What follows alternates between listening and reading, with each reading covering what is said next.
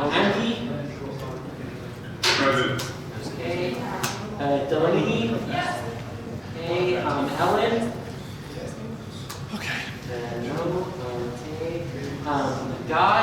Guy is one of our new environment counselors, and we also have Demand Preet. How do I pronounce your name? Preet. Preet, okay. Okay. Michelle?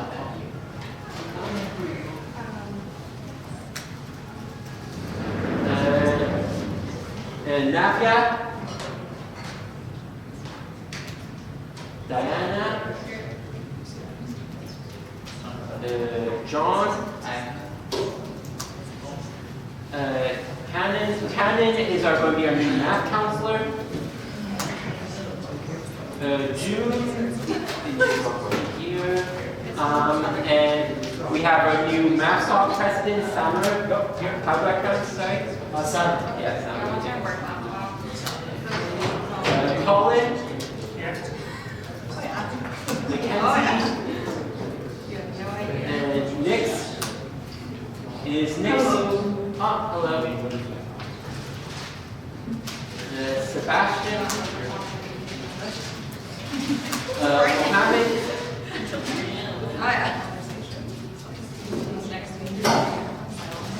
Anyone here from WhatsApp or Sophis or GCA? No? Samantha Chan, are you here? On call.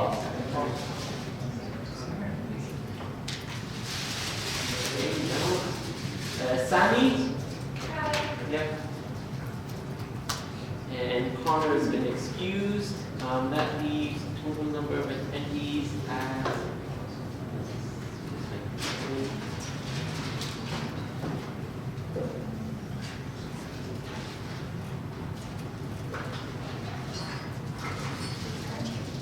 okay, actually we're trying to win. Okay, we have 4. Yeah, anyway, so quorum has been obtained, so I'm now going to call this meeting to order at 12:43 p.m. And hopefully people can see this stuff, although people are going to have to excuse my computer in general. What? Do you want to adjust the projector a little bit? It's tilted. Thanks. Which way? But you're going to have to slide it closer to you, too. That's it. Thanks.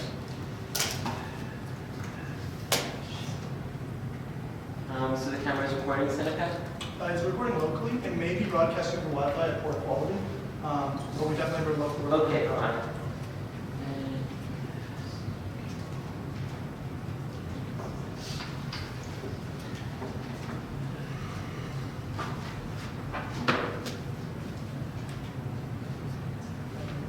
One of those ones.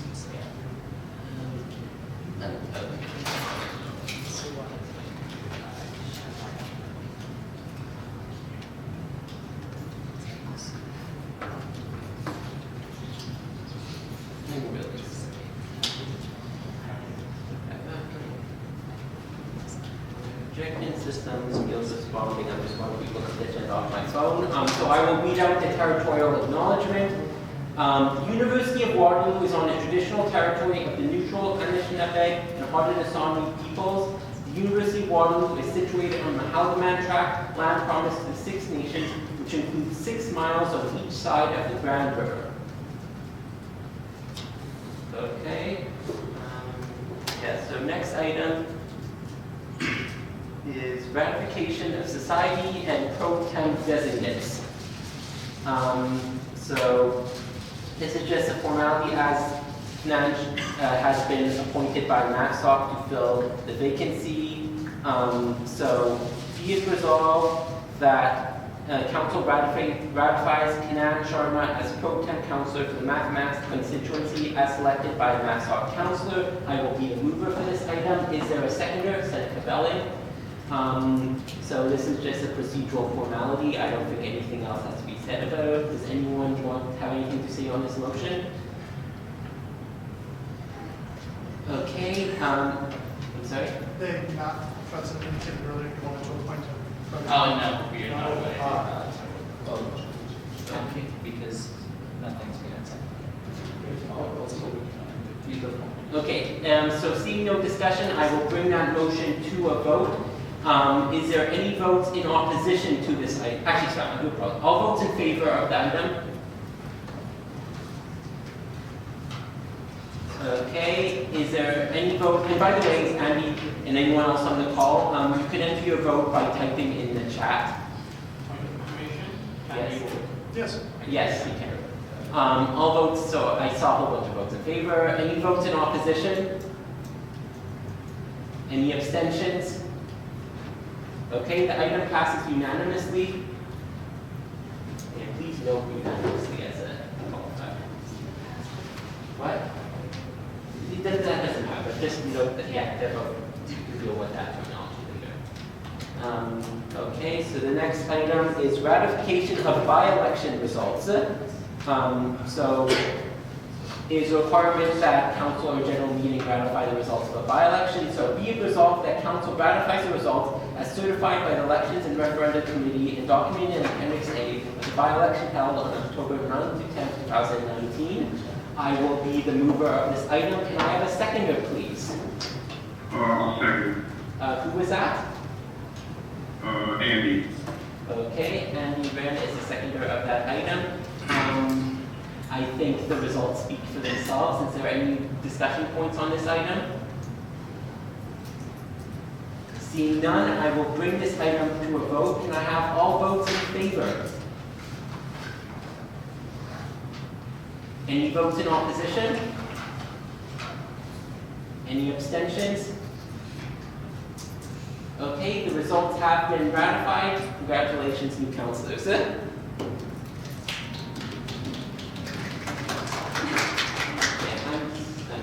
give me one moment.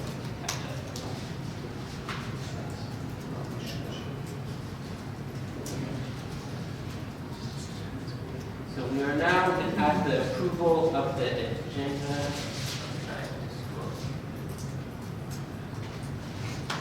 There we are. Okay. So I have put, so yeah, be resolved that the motion be approved as general. This is just a point. The agenda will get approved automatically unless there are any motions to amend. So I'm first of all going to make my own motion to amend the agenda. I'm moving to amend that the published agenda includes the report of the VPSL in Appendix B, that the appendix with the budget include the updated budget report, and as well as the budget Q&A responses. This is mainly, this motion, first of all, so I'm moving this motion. Can I have a seconder, please? John Hunt. So I'm doing this partly just so that the version of the agenda that gets put on the website includes the updated budget report and all the proper reports. But this is also effectively, when we get to the budget motion, this is making it that the version of the budget we're approving is the updated version. Is there any comments on this amendment? If not, I will see. Is there any votes in opposition of amending the agenda? Any abstentions? Okay, the agenda, okay, it is amended as such. Does anyone have any further comments relating to the agenda? Okay, seeing none, the agenda will be assumed to be approved. Okay, the next item is approval of the minutes. Okay, so this is the minutes from the October meeting, and I will again give apologies that minutes from earlier meetings haven't made it here yet, but the October minutes is the ones we are dealing with now. So be it resolved that council approves the minutes of the October 6th meeting as presented. I will be the mover for this item. Can I have a seconder? Canon Sharma. So I'm going to note that what we are approving is in fact, because it says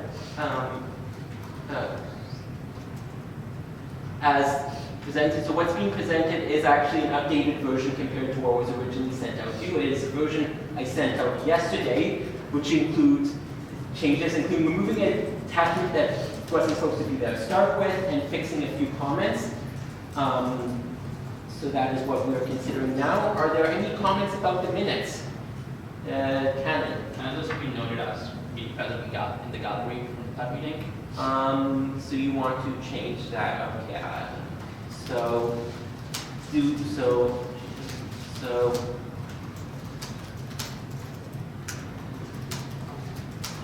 Okay, so if you're moving that amendment, I will second that amendment. Is there any discussion, is there any opposition to this amendment? Can it be considered friendly by the Assembly? It has been deemed friendly, yeah? The minutes will be amended to note you as being present in the gallery. Senator? During my report, the RFP that's discussed is for 2-ply toilet paper, not for the auditors. Those were separate updates. So if that could just be noted as the RFP for paper products and washroom disposables, as opposed to the RFP for the auditors, because they're actually separate sentences.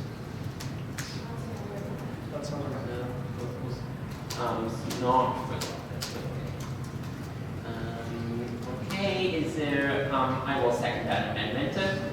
Is there any discussion on this amendment? Is there anyone in opposition to this amendment? The amendment is deemed friendly, will be made.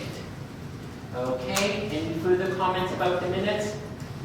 They look good, thanks for getting them done. Okay, seeing none, I will bring this item to a vote. All votes in favor of approving the minutes?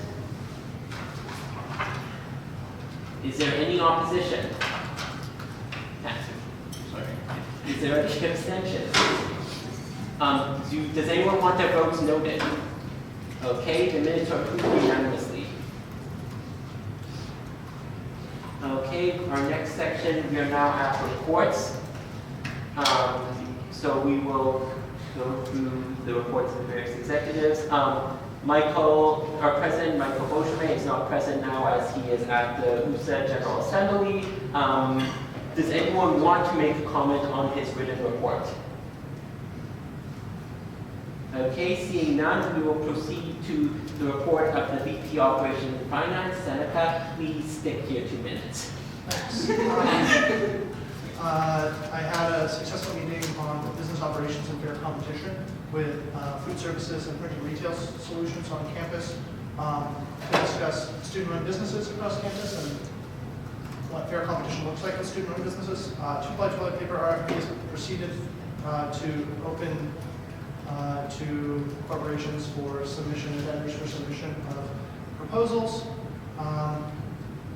We've selected a potential option for our student assistance program and expansion to the health plan, and that'll be moving forward.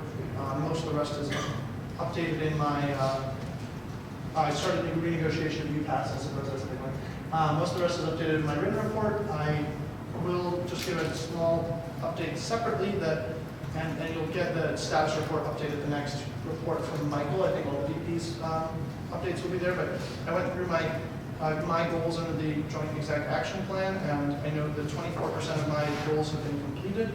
To the fullest extent that WUSA can do them, now it's on either they're done or there's some on somebody else's plate, university side. 50% are substantially underway or nearly completed. 26% have only moderate action taken, are stalled, or need attention. So. Okay, thank you. Are there any questions or comments relating to Seneca's report? And I will remind new councilors that questions and comments in exec reports can be about topics not in the report if they so desire. Okay, seeing none, we will proceed to Matt Garrett's. Matt Garrett's is also at UCGA. I have a statement from him. I send my general regrets for not being able to attend and wish all councilors a productive, respectful, and happy Sunday. I would ask that any questions on my report be emailed to myself, being me, Matt. Does anyone have any comments on his report? Okay, seeing none, we will proceed to the report of the VP Student Life. Amanda, you have the floor. Okay, some of the main things that I'm working on right now are conversations with health services when it comes to trans students' access to healthcare on campus. I've been seeing a lot of issues, especially over the past couple of years, and now it's at the point where I'm talking to the head of health services about it. So I'm also going to be looking into creating some kind of report looking into the experiences of trans students on campus when it comes to health services, as well as hopefully also incorporating the experiences of racialized students. I'm also really close to finishing a transversary program, so that will hopefully be ready to start for next term. But the idea is that any student that applies can get up to $200 of funding that can go towards changing any government documentation. So that can be name change, sex designation, on any forms that the student would like. So I'm just finishing up how the application process is going to look, but that should be ready. It's a transversary program, and that should be up and ready to go for next term. Also, Sustainable Campus Initiative got approved to put a shipping container in the CIF lot, so now they can actually store all of their used clothing for their clothing sales. No big updates for orientation. Clubs, we're just going over the rules for what membership is going to look like because of SIDE. And last thing, don't forget volunteer appreciation is coming up on November the 18th. So once you get that email, remember to register for the event. Okay, first of all, sorry, I noticed someone pointed out on me, can't hear some speakers. Can those two microphones be moved closer to the back of the room? Just because this unit has a microphone that covers a certain area, and then through the back, those things serve as microphones. Thank you. Are there any questions or comments for the BP student life? Cameron? Just wondering how much in total do we have to give out for bursaries? Like how many people can we give out this every term here? So far, the way that it works is we have $1,200, and that's going to be an amount that gets replenished every year. So once $200 gets taken out per person, that'll come out of a different section of the VPSL budget. So it'll continue to get replenished once the money's been used. But as of right now, we have $1,200 that will be going towards it. But this is going to be something where I think we're going to be choosing 2 to 3 applicants per year. So the money will last and get replenished through that. Okay, is there any other questions or comments? Okay, I just noticed I might have miscalled people with attendance. Is Tasia here? Yeah, she said she was there. Okay, sorry, I just think I might miss people. Miss Caitlin in there too. Sorry, what? Oh, no, oh, I'm sorry. Yes, okay. Okay,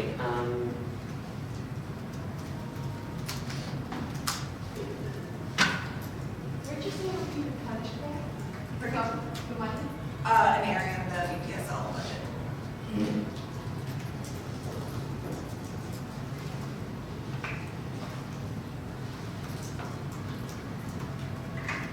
okay, are there any further comments or questions for Amanda?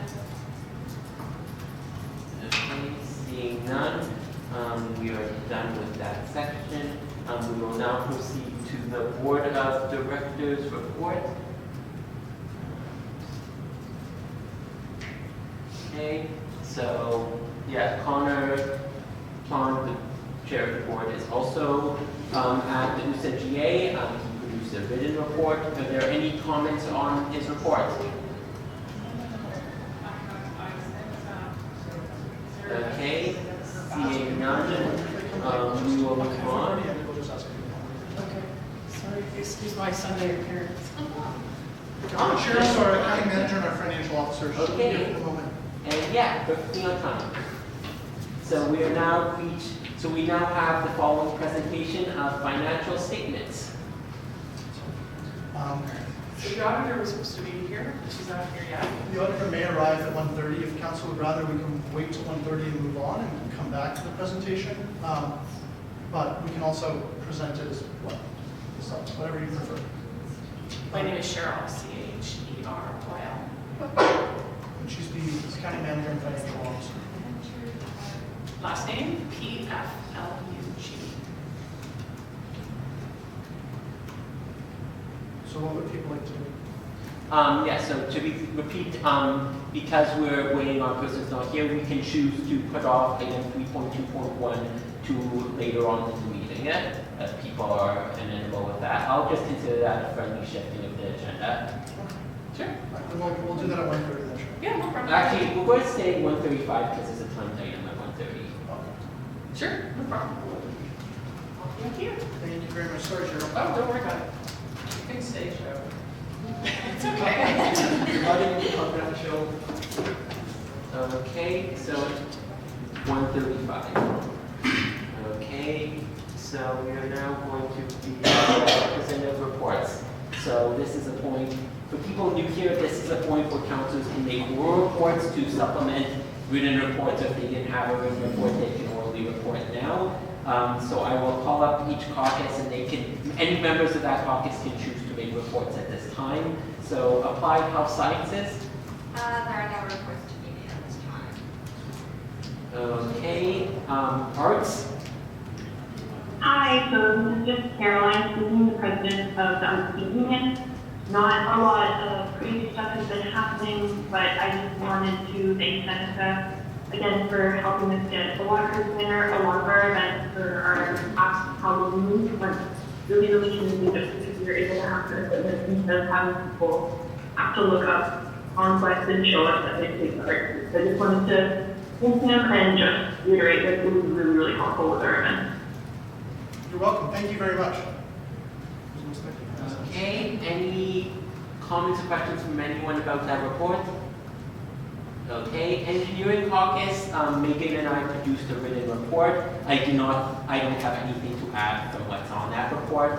Unless, Andy, do you want to make a report?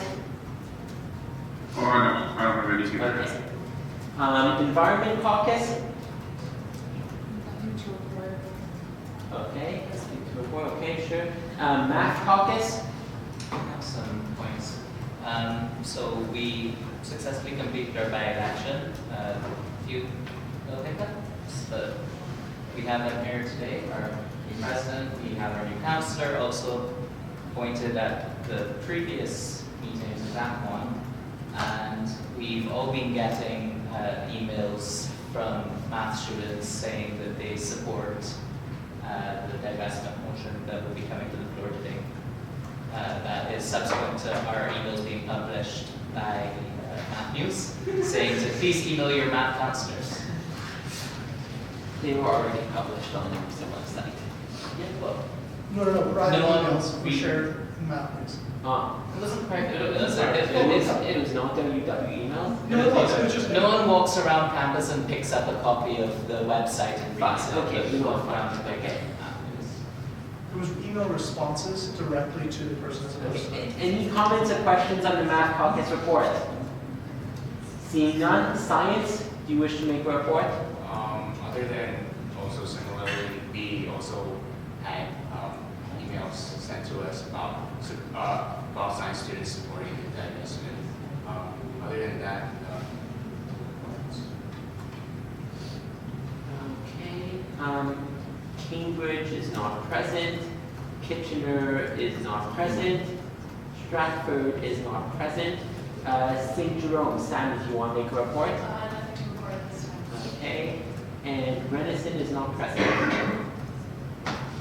Okay, that concludes representative reports, so we will now move on to officer reports, and I have some things to report. So, okay, so first of all, I have earlier today received a notice of resignation from Mounts Councillor June Zhu. Yeah, from Mounts Councillor June Zhu. Yeah. Yeah. Okay. So I am now going to raise a motion to accept the resignation. Okay, I'm going to move that motion. Can I have a seconder? Cameron.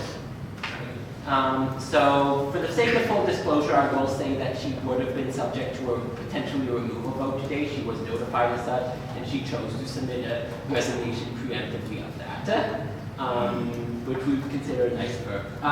Is there any comments on this item? Seeing none, I will bring it to a vote. All votes in favor? Any votes in opposition? Any abstentions? Does anyone want their vote noted? Okay, motion passes unanimously. Okay, and now the second item is I must report on absences. So with that resignation having occurred, there are now 3 people vulnerable to a removal vote. I will describe the circumstances one by one. So Caitlin McComiskey has been vulnerable to a removal vote for some time, having required absences. She's now required 1 more unexcused absence at the general meeting. That doesn't change the situation, but it continues to be a situation where she can be removed if someone desires to. And then And then Victoria Rodney, because of being absent at the GM, has now reached 2 unexcused absences. And then Navia has an unexcused absence at the GM coupled with 1 lateness at a prior meeting means that he has reached the 2 absent threshold for removal. What? And Navia Mehta in the HTA. So, and at this time, any counselor can choose to move for the removal of 1 or more of these counselors. Are there any comments or motions? Okay, if I see none, then we will just continue to the agenda. Okay, very well. So there are no motions to remove at this time. Okay, we will now proceed to standing committee and commissioner reports. So first of all, we have a report from the Internal Funding Committee. So this is following up on an item that Council informally requested in its August meeting. Be it resolved, the Council accepts the report of the Internal Funding Committee regarding the voluntary student contribution to the Enterprise Opportunity and Innovation Fund and its F. Seneca is the mover of this motion. Can I have a seconder? Canon. Okay, Seneca, you have the floor. Thank you. So the motion on the floor is to see a voluntary student contribution added for the Enterprise Opportunity Innovation Fund. Do you want me to open up the report? Everyone should have access to it, right? Everyone's seeing the agenda. The general gist of this is that it would remain. Yeah, you say general. Yes. Okay.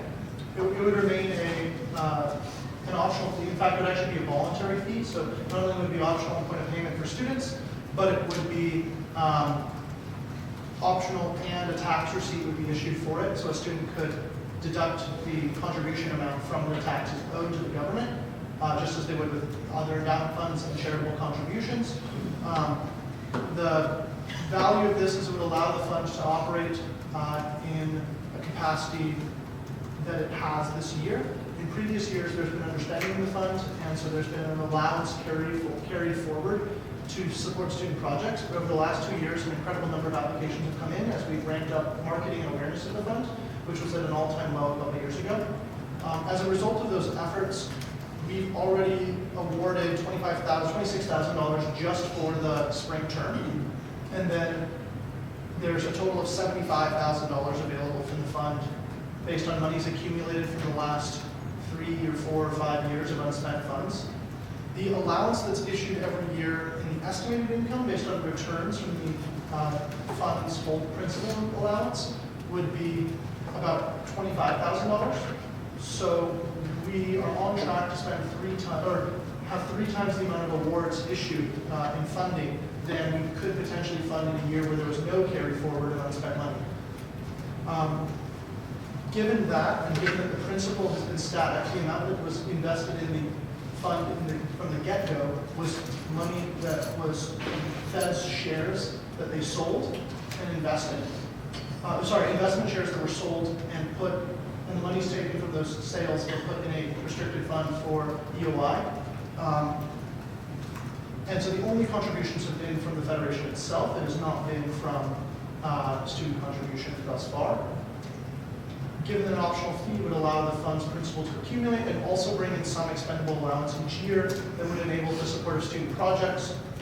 In terms of what the fund actively supports, the fund goes towards providing students opportunities for professional development and academic development. It will send students to conferences. It will provide student projects and initiatives. That's what it currently goes towards, primary expenses. And it will support students' startup initiatives. So we actually give runway to startup projects for students. And the fund can't meet those demands given its current financial position. And if students are willing to pay an optional fee, then they don't have to pay it, obviously, but if they're willing to pay an optional fee, the fund would be in a better position. So I'd ask the council to consider the committee's recommendation and hopefully adopt it to establish a voluntary student contribution on an optional basis for which tax receipts would be issued to the student contributor. If tax receipts cannot be issued, we would not be putting a fee on the fee statement. So if we can't get a student the tax write-off, they wouldn't do it. Also, the amounts listed in the recommendations of 75% invested to principal and 25% retained for awarding of funds to applicants. Those are rough estimates. The committee would retain the right to shift the exact amounts so that if the principal gets high enough, we could just shift entirely to spending interest as opposed to earmarking a portion of the annual fees. Thank you for that, Senator. Are there any comments on this motion? I see some people near their placards, they want to speak. Okay. So if I say, and just to be clarified, because I haven't heard it from anyone online, if you want to speak, you can try to speak up, you can type in the chat, and same goes for voting. I would like to see people online actually voting on motions.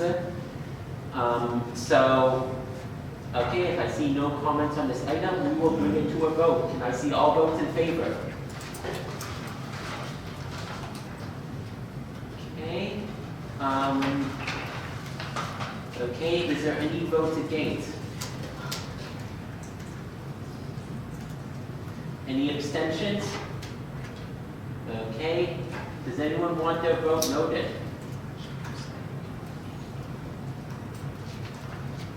Okay, and people online, if you want your vote noted, please say noted in the chat. So the item passes unanimously. Okay. So you don't want to go to the budget report now, do you, Senator? It depends. Man, Yeah. like not go to it, but perhaps why. Sure. I just want to cancel. The reason I asked Jason to do the audits before the budget is I think it adds value to understanding the budget if we go through the audits first, because it speaks to the current financial position of the corporation, and you understand why certain budget decisions were made.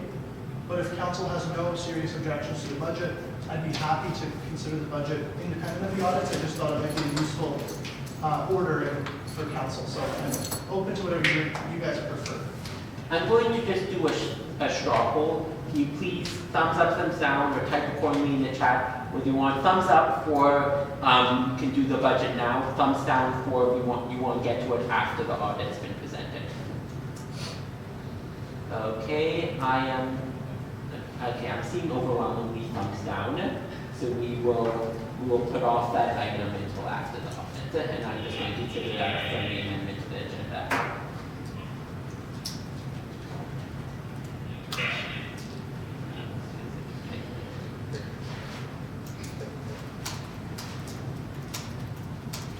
Okay, so the special order has a fixed time.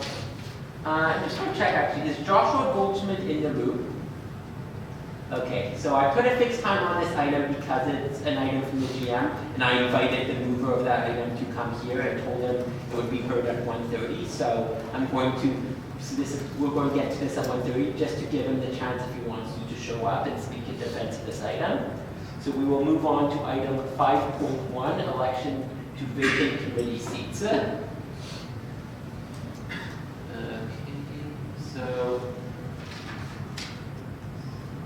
so the intention right now is some of these have been long-standing vacancies, some of them since the beginning of the year. So the intention is to now fill all these remaining vacancies so we have full committees.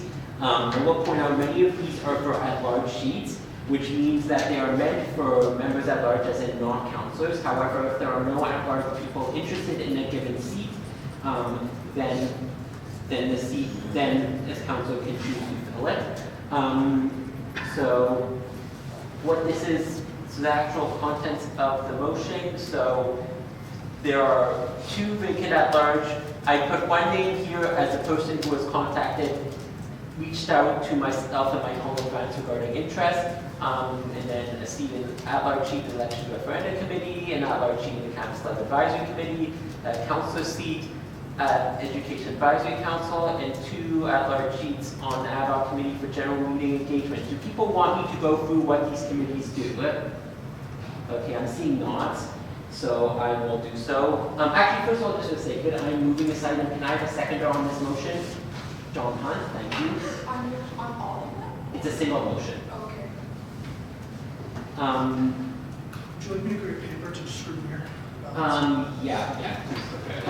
By Jason, seconded by. John. So, Policy and Procedures Committee, its primary role is reviewing policy procedure. For example, there's new policies often get reviewed for it. Later in this agenda, we have a motion to refer a policy creation task to PPC. They do regular reviews, and they generally, can serve as oversight over those documents. Elections and Referenda Committee is responsible for overseeing the processes of elections. They will be the final ruling on appeals, and they also have certain oversight tasks. PPC is meeting every second week. For the rest of the term, its fixed meeting slot is Thursdays, 4 to 6 p.m., and a new time slot will be set for the term. Elections and Referenda Committee meets as needed, which generally will only be when the election's happening. If you are sitting on the Elections Referenda Committee, then you cannot be a candidate for an election, join a referendum committee, or endorse or campaign on any candidate, team, or referendum position. Campus, Amanda, can you describe what Campus Life Advisory Committee does? Campus Life Advisory Committee can pretty much do any project that we decide on. So one of the things that I'm planning on doing with CLAC, once we are able to fully start with members, is go through all the different resources, club services, and sort them so that it's easier for students to find things that they'd like to get involved in. So that's kind of a big project, and that's the main thing that I'm going to have people work on. So definitely interested. Please note that Shaza joined the meeting at 1:12 p.m.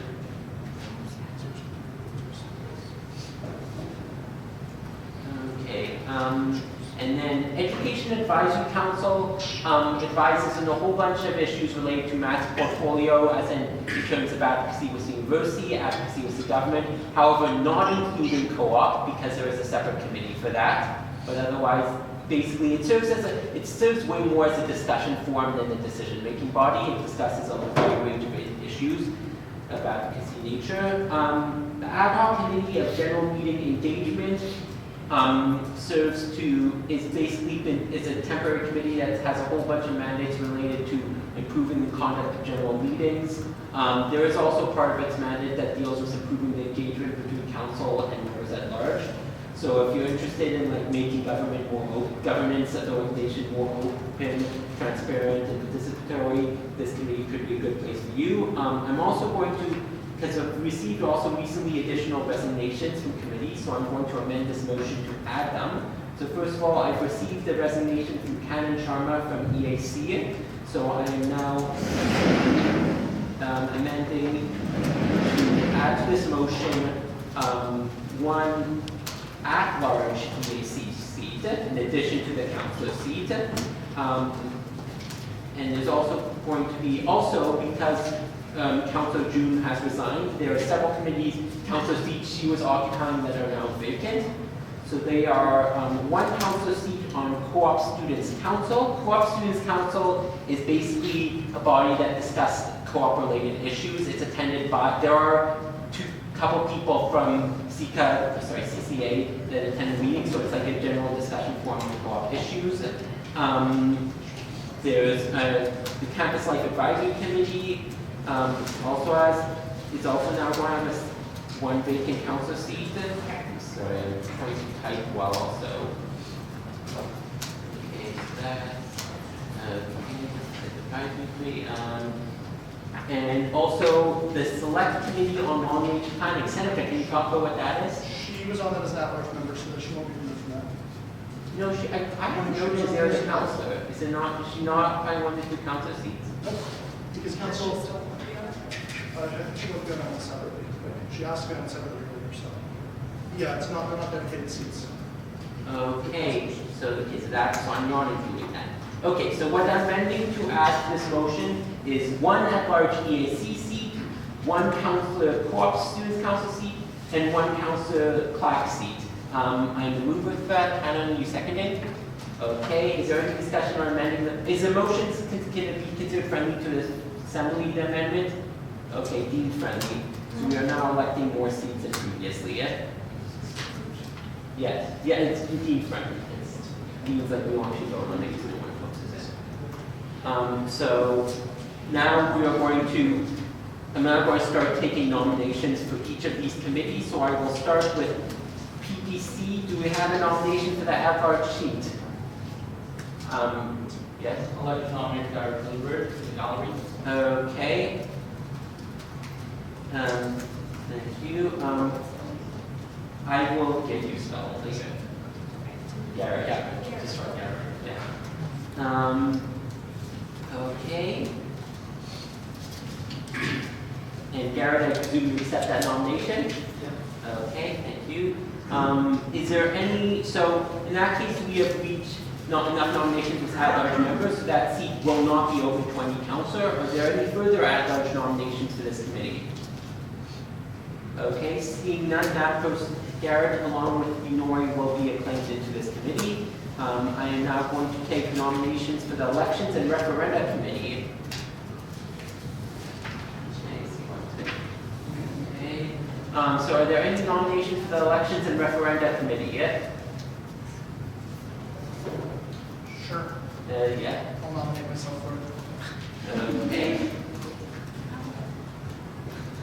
I only have 3 candidates. 2, actually. Okay, are there any further nominations? Do you feel this is an at-large sheet or any? If it's an at-large seat, I'll leave it open to be taken. Like, I'll look. I'm fine with the committee filling it up seat. I thought it was a council seat. Okay, so you're going on, so you're going to pull that to track that, okay. So are there any, yeah, it is our preference to actually fill these seats now because a lot of them have sat empty, although this one was more recently vacated. But so, sure, if I see no nominations for EAC, for ER's Elections Referendum Committee, that will be left to the committee to fill it. Okay, so that was good. Okay, so I'm now going to take nominations for clerk. So we have 1 vacant at-large seat and 1 vacant councillor seat. Do I hear any nominations for clerk?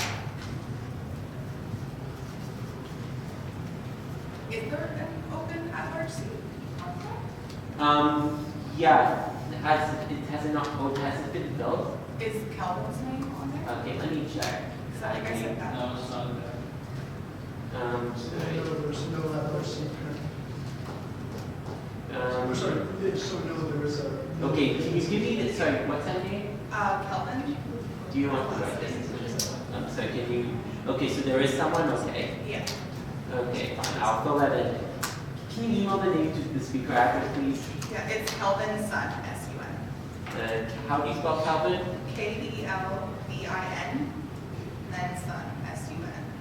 It's an offset of 273 degrees 600. Very funny, Seneca.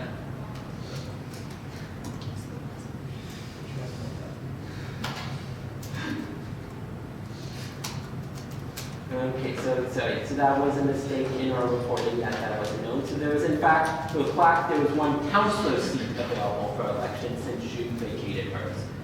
So can I have any councillor nominations for clerk? Any new councilors? Yeah, like I'd encourage new councillors to sit on at least 1 committee, yeah? Does anyone not know what they do and want to know what they do? I did have, I did say about 2 minutes ago. Caitlin? No one else, or none of the new counselors wants to get Okay. So Caitlin nominates herself for plaque. Are there any other nominations? Okay, seeing none, Caitlin will be there unopposed. Okay, so now EAC, there was 1 council seat and 1 at-large seat. Can I hear nominations? Yes, Cameron. I'd like to nominate Rosie DeFazio as a charge member. So can you spell that name for me? R-O-S-I-E. Actually, you want her legal name? Yes. Yes. Okay, just give me a second. Deborah Rose DeFazio. Rose, like this? Z instead of S.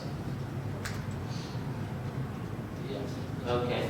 So this is a nomination for the at-large sheet. Is there any further at-large nominations? Is there? Question, has Rose accept, Rosie accept? She asked for it. Yeah, I'm assuming that, yeah, confirmed. Because we don't, yeah, to be clear, we don't, you shouldn't nominate other people unless you know they actually want the seat. Any counselor nominations for EAC? I would say, like, if you're interested in, like, issues with university, issues with government, EAC is a really good committee to be on it, and it's pretty Just informal. to be clear, that if you're interested in the investment policy too, chances are it will land at EAC before it goes to the policy committee. Okay, Guy nominates himself. Is there any other nominations? For EAC, right? Yes. But that one's for the councils. But the other one was for an at-large sheet. Take your ballots back, we don't need to use them for next week. Well, probably not. Yeah, for the EAC councilors. EAC, but, yeah. Okay, I will, okay, now, Co-op Students Council. Do I hear any council nominations? I'll nominate myself. Okay, Stephanie nominates herself. Is there any other nomination? Is it 2 councils or just 1? There's one vacancy. Oh, So you can nominate yourself and we can go to an election. sure. Okay.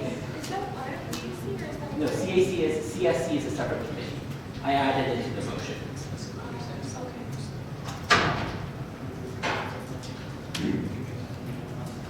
I can give you like the wording for like the amendment and stuff later, but just no being nominated. Okay, any further nominations for Co-op Students Council? Okay, so I see 2 council nominations for 1 seat, so that seat will go up to a vote. I'm now going to ask those 2 councilors to make a statement in support of. Sorry, before we go on, when do CSC meet? Like, is it, yeah. Do we I know when they unfortunately meet? don't. Does anyone here know what Co-op Students Council's meeting time is? Because I don't. Because I don't want to They commit unless I can reschedule, make they it. get rescheduled based on availability right now. Okay. Well, but they might not this term within. No, I think they both will. That's tries to be pretty flexible. Wait, just, It's- it's fine. You can take my name out. I don't think I'll have to come to it. Honestly, it's fine. Sure. You sure? Yeah. Okay. So demand Pre has removed her resignation, her nomination. So Stephanie is now opposed for that seat. Okay, and now, yeah, final item. By the way, note somewhere that the motion is being amended for Clark to remove that one sheet. I'll just put aside. No. For Clark, like if the original motion had one way to that, she remove that. Say that there was an amendment to remove it. Because I'm going to make a mistake. Yeah. Before we started, actually, when we got, just do it before I started nominations. Amend the motion to remove that vacant at-large sheet. And you can just say, you can say I moved it, Amanda seconded it.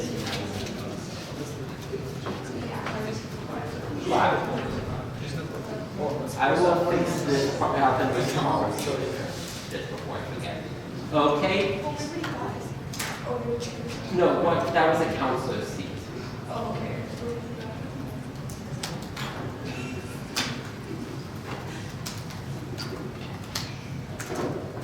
Yeah, I'll fix it with you.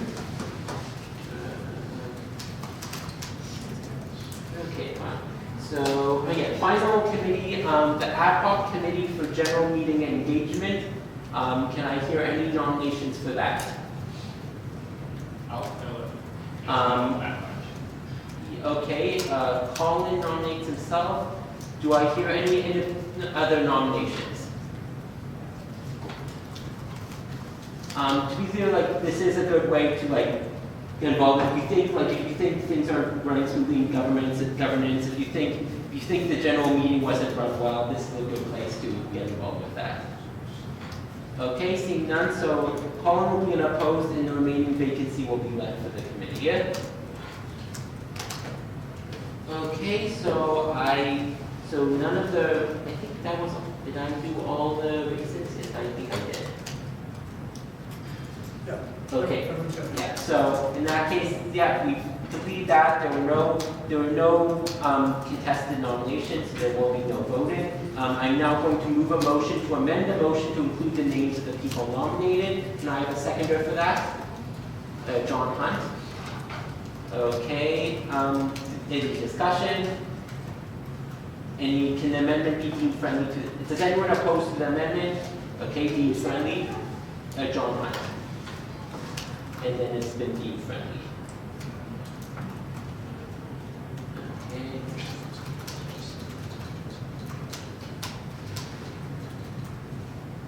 Okay, so in that case, we are now on the motion as amended. Okay, is there any further comments on the motion? Seeing none, I will bring the motion to a vote. Can I see all votes in favor of appointing these people to committees? Any votes against? Any abstentions? Does anyone wish to have their vote noted? Okay, passes unanimously. Okay, it is now 1:30, so I will go to our special order, item 4.1. So this item originated from the general meeting. Basically, the terms in the general meeting, in its agenda, there was a term that if any items not get considered due to adjournment or loss of quorum, then those remaining items would be referred to council for a decision. So this is the one item that that was not considered before the meeting was adjourned, so it is now being considered here for decision. As part of the GM agenda, the board makes recommendations on each item. For this item, the board recommended that it be rejected. So the motion is, be it resolved that a temporary structure be erected in the ballroom patio to provide more shade and a nice atmosphere. Be it resolved that the structure would be temporary until first snow with at least 3 flimsy walls. Be it further resolved that it shall be reused avenue have a flat roof and that be built within 1 week of the AGM. Okay. For the sake of proceduralness, I will be the mover for this item. Can I have a seconder, please? I would like to just ask that we go through the process of voting against it. Can I please have a seconder? Yeah, Guy will second it. And I will just, is Joshua Goldschmidt here? Okay, he is not chosen. I also offered him to submit a statement to me. He has not done so. I received a comment from Matt Garrett that I'm saying on his behalf. He encourages that Assembly object to consideration of the item. Are there any further comments on this item? Yes, Seneca. We have neither the money to build this, nor would such a structure be reusable if it's going to have 3 flimsily walls and a thatched roof. So I would encourage council to reject the item. Yes, John. You wouldn't have to reject this item if it just didn't have a mover or seconder. What? Well, it already has had a mover and a seconder. I was saying you wouldn't have to reject it. Yeah, but I think it's better since this came from a GM that we do it, that we properly formally turn it down. Isn't that a clear response to give it? Caitlin? We have had first snow. I'm sorry, what? We have had first snow, so we both are correct. Oh, yeah. Can't build it. But it's an annual. Oh, yeah, it would require snow next year. That's true. Okay. Also, on the side note, we are working on a bomber project, so hopefully that works out well. Unless you guys want me to delay the year to delay the thatched roof. Okay, I think we've exhausted this whole discussion on this item. Can I call on all votes in favor of this item? So you know how earlier I said there might be, you might never have unanimously rejected something? Right, oh yeah, right. Can I see all votes in opposition? Yes. This remaking that. Can I see any abstentions? Does anyone wish to have their vote noted? I would note that this is the first time you, as a council, ever unanimously rejected. Okay, this item has been used. Well, you might that it's been unanimously rejected. Yes, you can save off that end. So unanimously fails. Okay. So we will. So having done, it's now actually 1:35, so we can call on our audit item.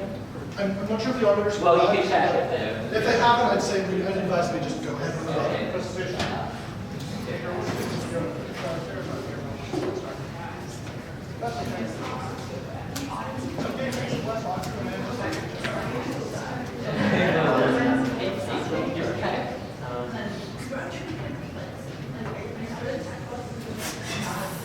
Thanks for your patience, everyone. The auditors are not, in fact, here.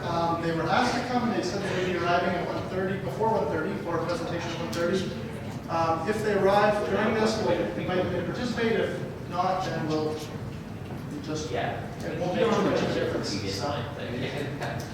Cheryl's more than able to speak to everything on there. Can I provide operational context that the auditors probably couldn't? So if you have any questions on the audits, Cheryl's the right person to ask.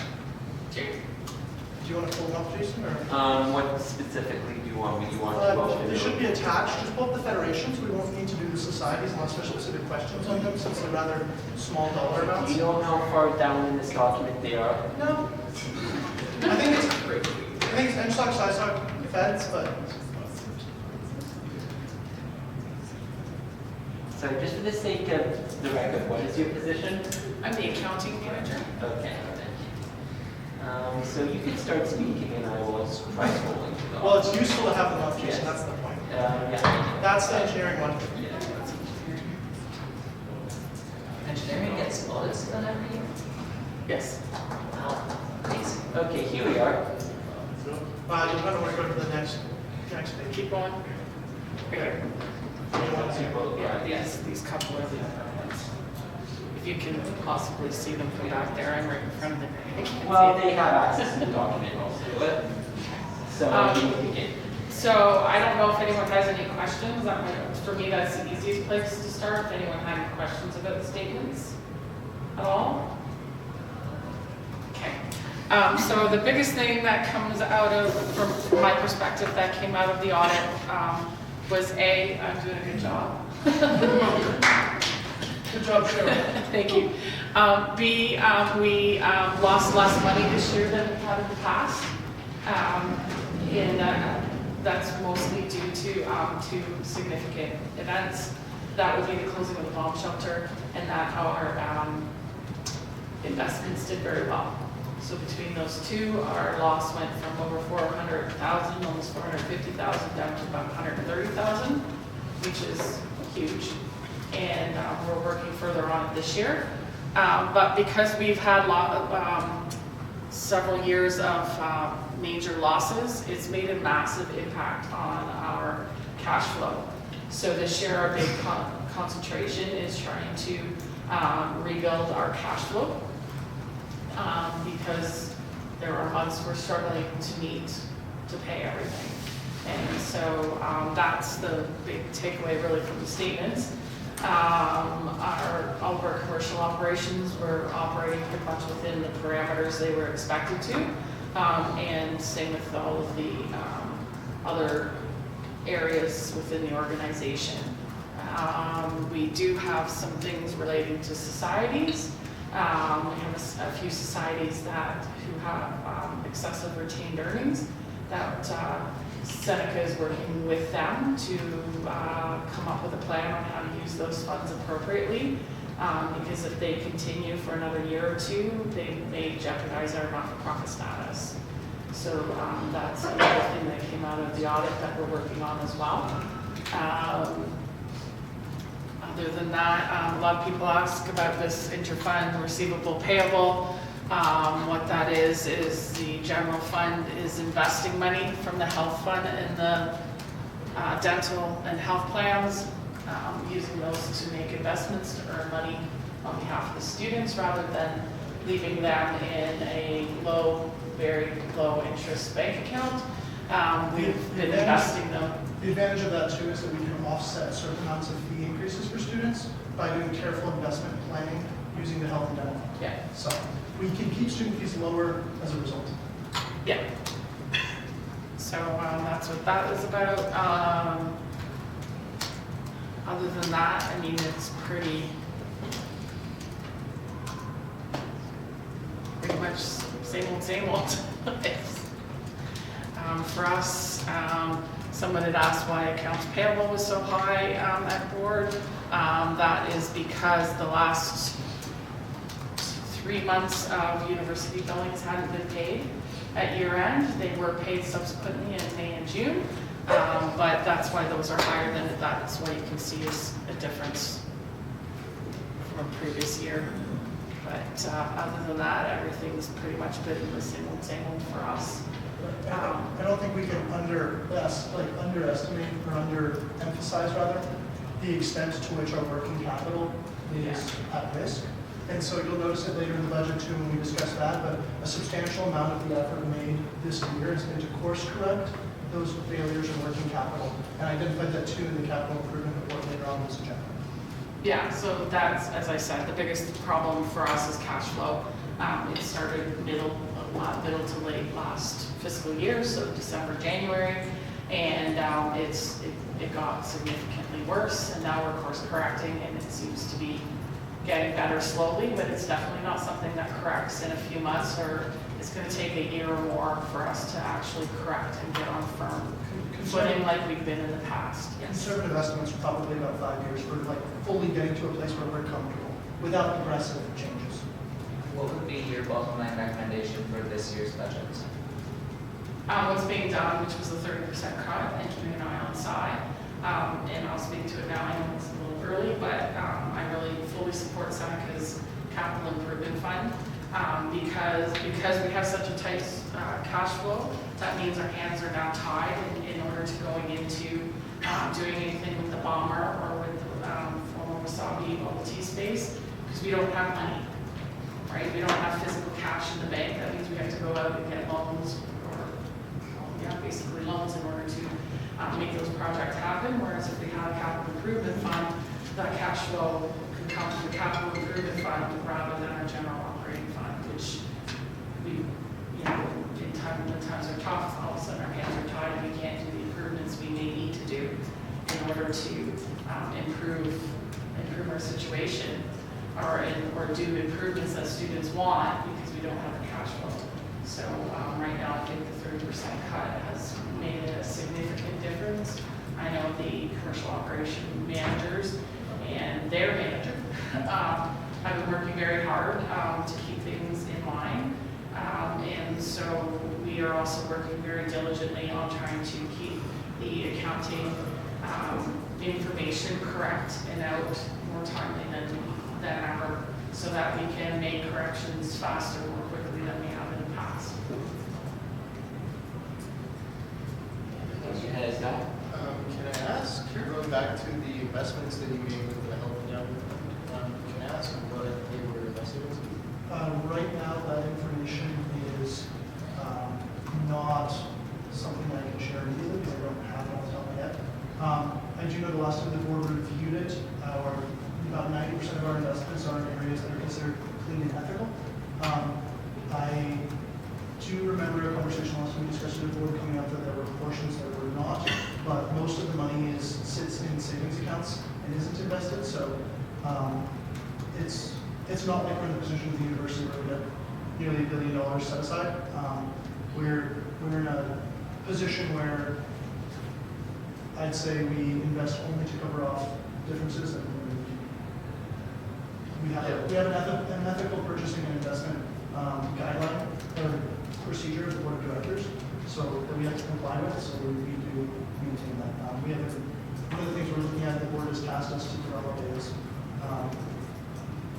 investing more of our funds, if we're going to invest at all, investing those funds in clean renewables. And so there are, like Fidelity has a dedicated fund for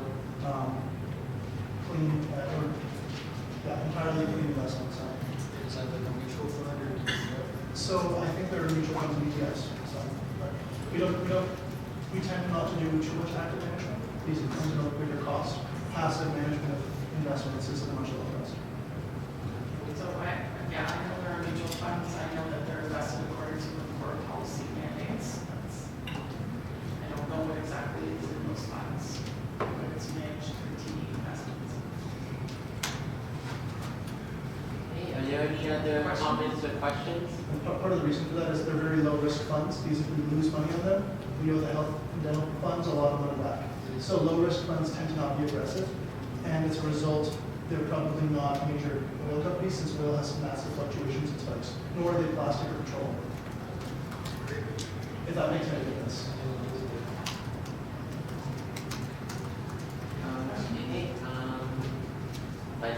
Okay, I'd like to thank you for coming here on a Sunday to present this. Thank you very much, Cheryl. Not a problem, meeting is correct, so. If you'd like to stick with the capital and budget proposals, those come up next, but. Senator, do you want to comment on the new auditor?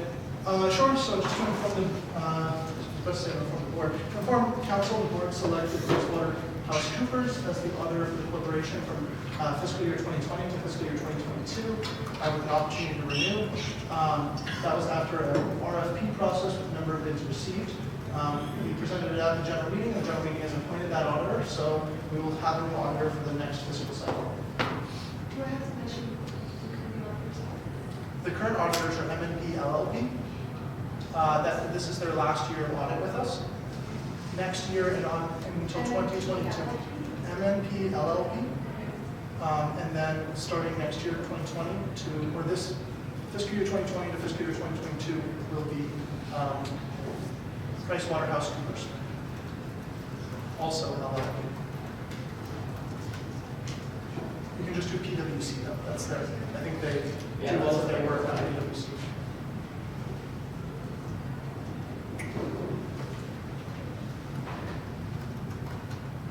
Okay, does anyone have any questions or comments related to that? Okay, seeing none, we have completed this information item. And we will now go to the budget report. Do you want to pull up the budget report? Yes, I will. Perfect, thank you. So we're now going to item 3.5.2, report of the Budget Appropriations Committee. I'll first just read the motion. Be it resolved that council accepts the fiscal year 2020 budget report as presented by the Budget and Appropriations Committee, included in Appendix G, including the fixed fiscal year 2020 budget. The mover of this is Seneca. Can I have a seconder, please? John Hunt. Okay, I will open this and you can start speaking, Seneca. So just come up, and then if you can just scroll to the various sections. Everyone should have access and ability to read it. It went out a while ago, but the update was only clerical. There was a table copied wrong that made it look like I was getting overpaid by like $90,000. That was fixed. And I was never being paid over what I'm supposed to, but it was a really weird formatting thing. I'm not exactly sure what happened. If you could go to the general summary and then go to the first table on general summary.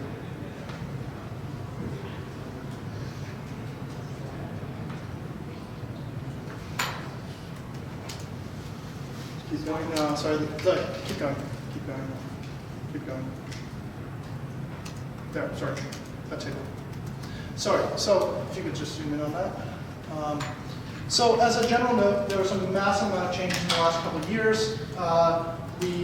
In the last year, right, with SCI kicking in, about 35% of the operating budget is deemed not compulsory, so it's optional upon payment. If you include society fees and other administered fees, then we're looking at roughly 50-50, 45-55, that ballpark of optional fees to compulsory fees. In terms of this year's, you can see that we ran budgeted to run substantial deficits and actually ran substantial deficits overall for the corporation. A good portion of that's business-based. Last year we actually budgeted for a $369.69 surplus out of the Fed's fee at the time. However, due to changes in business practices, the losses accrued at the bomber, things like that, that number, and the overall operating budget was substantially larger. So this year we have made some substantial changes. Anything optional, we planned around a 30% cut. And while we were under those targets for the fall term, in the winter term that could be subject to fluctuation. So we did a standardized 30% cut for all the optional areas, isn't it? We also required cuts to compulsory areas at a 30% target, but not a 30% requirement. And the point of that was that we could increase our working capital because we're at a point where we couldn't make payments if we didn't. And so we needed to or we couldn't make them easily, right? There was a waiting game and timing of payments and timing of checks, and that's not a responsible way to do business. And so we needed to increase the amount of working capital we had to be able to do business as an organization. And so while this may look like a lot of money saved that we could be spending on things, my recommendation would be not to do that and to accept the budget as presented. That amount of money is directed towards supporting our working capital base, which currently is nearly non-existent. And with respect to the $112,000 specifically, that includes budgeting for university support for the SLC and its operations and staffing. The Student Services Committee was set to support the SLC staffing and operations costs at 50%, so the university would pay 50% and then students pay 50%. That money will not start, and it was originally understood that that money, at least from our perspective, the understanding was that money would start to flow towards supporting the building costs for the SLC when the SLC expansion began to open. But in the opinion of the secretary of the committee, it is more likely that that will begin when the building finishes. And that's the interpretation so far taken by the committee, unless the committee holds a new vote. We don't know if that's going to start, because that also requires the graduates to vote in favor and the university administration to vote in favor. I'm sure the undergraduate members on that committee would vote in favor of that item, but because it would support undergraduate operations. And the SLC is a space for all of the UW community, not just undergraduates. But as it stands right now, that may not happen. As a result, the SLC, which is currently budgeted at $24,000 surplus, if you go to the operations and facilities budget, may actually run a $120,000 deficit. If it runs a $120,000 deficit, this number is going to be minus 8,000 roughly. And so a little more than that actually, minus 9,000. So I have to look for something, I have to look for an additional $9,000 in cuts during this year, and I don't know where I'm going to make them yet. And I haven't planned to make them yet, but that is likely going to have to happen over the course of this year, unless the Student Services Committee votes in favor of funding to continue to support the SLC, or to renew support for the SLC is the way I should put that. At one point it was supported, and it ceased being supported, and now it's being supported again. And that's just for operating costs, that's not capital costs or anything else. We may be able to cover off that difference with clever investment strategies. We may be able to cover off that difference with charging out my negotiation of the UPass agreement to the UPass fund and charging out things like that. But that requires agreement from other partners in those programs too, and that requires the health of those funds to be in a good position. As I presented earlier at this council, the student refugee program is not in a good place for that. And despite the hours of my time that I've invested in that, I would not feel comfortable charging out a portion of my work and salary to the student refugee program because it's meant to support student refugees. And so it becomes difficult for me to do anything except find places to cut. UPass is probably the one area where I could do invoicing and then health and dental because a substantial amount of work goes into maintaining those programs and expanding those programs. And we're undertaking RFPs and renegotiation right now. But that may not account for all of it. I'm unclear sure of right now where I will make cuts, and I will be doing so at the recommendation of the Budget and Appropriations Committee and the Executive Committee. My initial hunch is probably out of pay rates in the marketing department, but I'm not sure on that yet either. So just as a note, if I can spread out the cuts so that it's not felt too much in any one area, I will. And if I can cut my own budget first before cutting other people's, I will also do that. But that's just a note that we expect to actually run about an $8,000, maybe $9,000 deficit this year if we don't get funding support from the university. Happy to take any questions. I know I'm really only going to present this table because there's another 89 pages of tables and appendices for you to read through, and there was an attached Q&A as well, but I'm happy to take any questions if there are. First of all, I'm going to read a statement I received from Matthew Garretts. I welcome the opportunity to establish contingency documentation that the department is unlikely to benefit from further increases to its funding due to scaling being unrealistic after coming out of a large building year with the increase from the most recent fee increase of this year. Yes, the committee's recommendation on the increase was actually to implement the increase that the GM at the winter 2019 GM voted for, because it was an increase planned 1 year in advance. So that increase should come into effect when fall 2020. And the committee was expressing continued support for that increase to come into effect, as opposed to being rescinded by the Board of Council. Okay, so I'll now open the floor to, are there any comments or questions about the budget? Fall, September 1st, 2020 is when it was a pre-planned and pre-approved increase at the winter 2019 general meeting, and it should come into effect for September 1st, 2020. That's the standard implementation time. Okay, if I don't see any questions or comments, we will bring the budget to a vote. Can I see all votes in favor of approving the budget? It's okay, Senator, I know. Is there any votes against?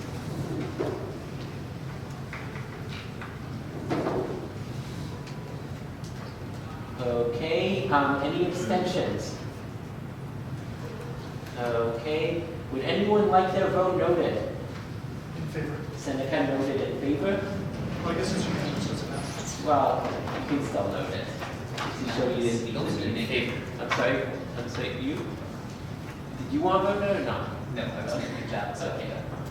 So then, okay, so the item has been approved unanimously. We have a budget only 6 months into the fiscal year, Senator. Woo!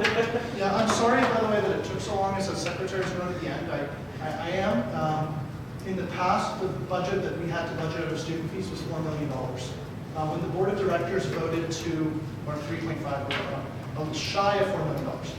When the board of directors voted to make all budgets reviewed by the committee and recommended by the committee before the board considered a vote, and when the board voted to make all, or to require that all bottom lines be made public on businesses, so that something like Bomber wouldn't happen again, so that students could actually see how businesses were performing compared to the audits. When those decisions were made, it meant that the committee was now responsible for roughly $10 million a check. And so that's reflected here. That is $16 million for transfers out to programs like UPass, Legal Health, NLSRP. It's the $4 million operating budget. It's administered overhead. It's all that. And then in addition, the opt-out process required a lot of data analysis to plan out what opt-outs would look like based on one term's worth of opt-outs, and that will continue. So I do apologize that it's come so late, and I really do appreciate council continuing funding both in August and again in November, or sorry, again in October. Vote noted in favor from Aggie. So thank you very much for your patience and support throughout this process. And a big shout out to my committee members. They worked really, really hard on this budget. So. Yeah, I'd also like to thank the Budget and Appropriations Committee members for the many hours they spent both producing the budget and producing this lengthy report. Would you believe me if I said relative to the size of the budget, we cut it by about half its length from last year? Relative to the size.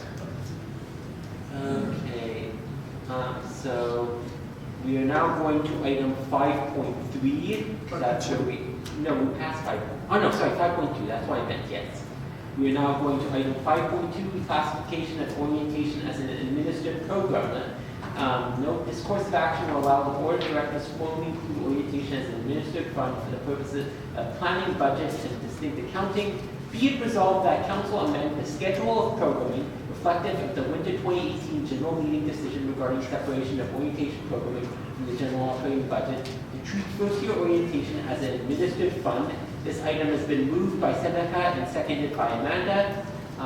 Seneca, go ahead. Sure, thank you. As a note, the orientation has for a long time been accounted as an administered program, but it is an operating fund, and it annually supports the first-year orientation program. And we probably rename it as a first-year orientation fund, but just publicly facing, probably will change it to that over the show. And as a general note, administered funds are more easily adjusted, and their budgeting is more easily done based on the programming. So it's not this very complicated process like operating capital budgeting, which means that the orientation program can more easily adapt to the changes as it needs to go forward, and it gives the opportunity for that to occur. I'll also note that it does not change whether the fund is optional or compulsory, and it does not change how that will work. That will have to be a separate decision by council at whatever point in the future. It will just allow us to more easily resolve weird quirks in our procedures and precedent. The reason it's separated out from the general budget is because a long time ago a GM voted it separately, and then the reason it's set it where it is because of a referendum, and then the reason that items were transferred out of the operating budget to orientation a couple of years ago was because of another GM motion. So this will just allow us to move it all to an administered fund and make the management of it a lot easier, despite very little change in the practicality of accounting. Okay, Amanda, do you want to say anything on this item? No, I'll second. Okay. Does anyone have any questions or comments on this item? Seeing none, I will bring it to a vote. Can I have all votes in favor? Any votes opposed? And any abstentions? Would anyone like their vote noted? Okay, item pass, I'm sorry, was that a, item passes unanimously.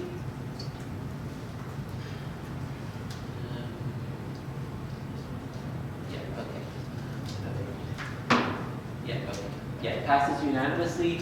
We are now going to proceed to item 5.3, approval of capital program.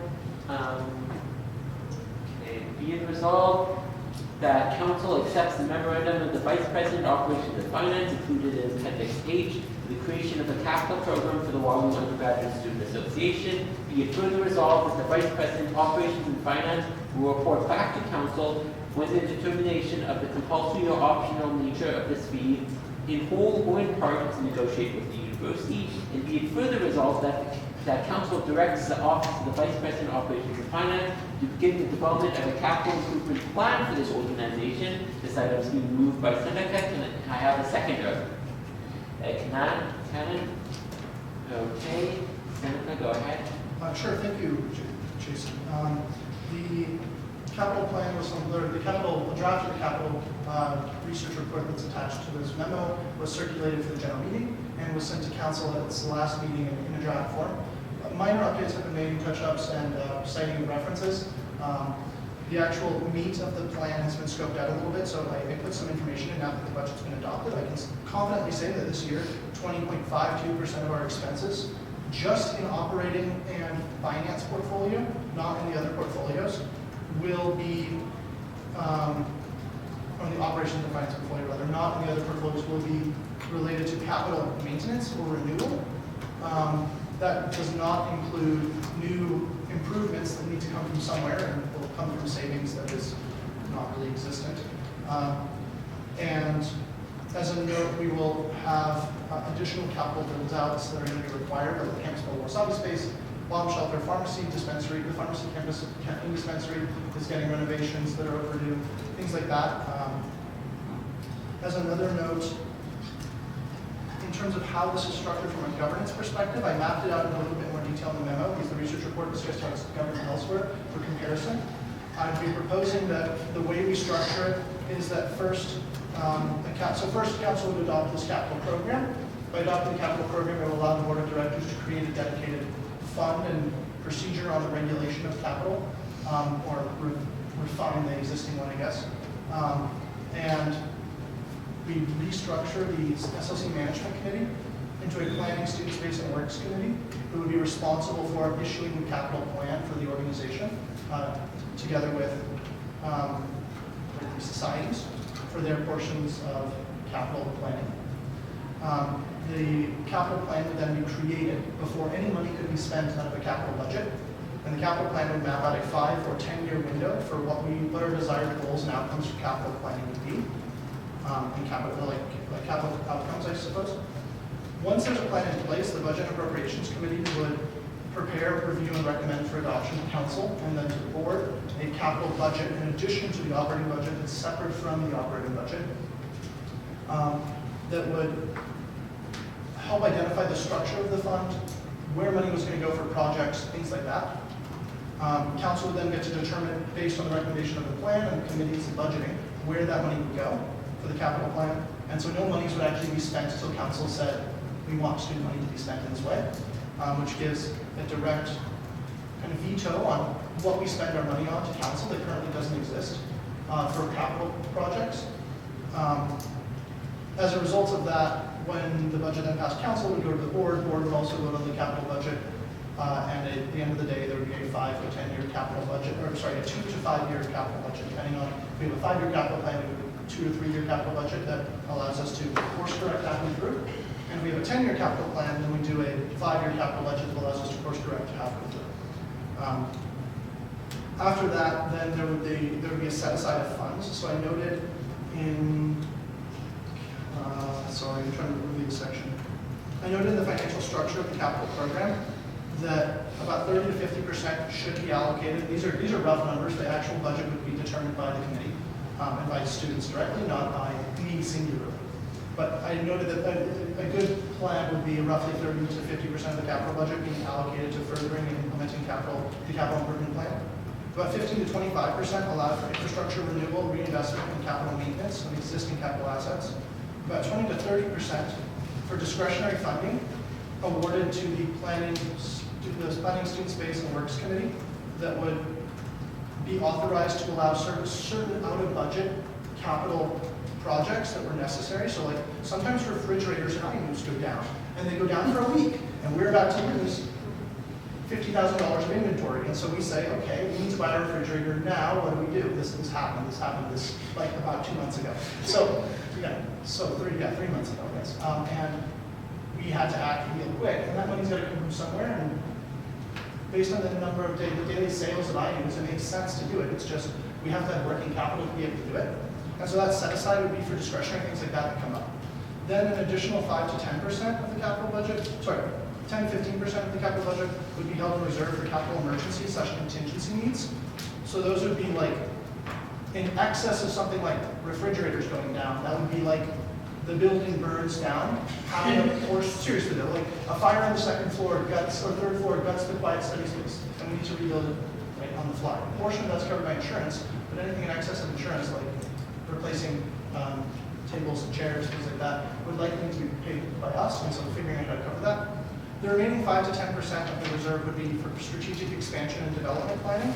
So like in the future, if we want a new student building, or say University Business Park South Campus Hall or something, and we want to renovate portions of it or build a new building, we don't have to ask for a separate fee for students to build the building. We don't have to pay for a mortgage on it.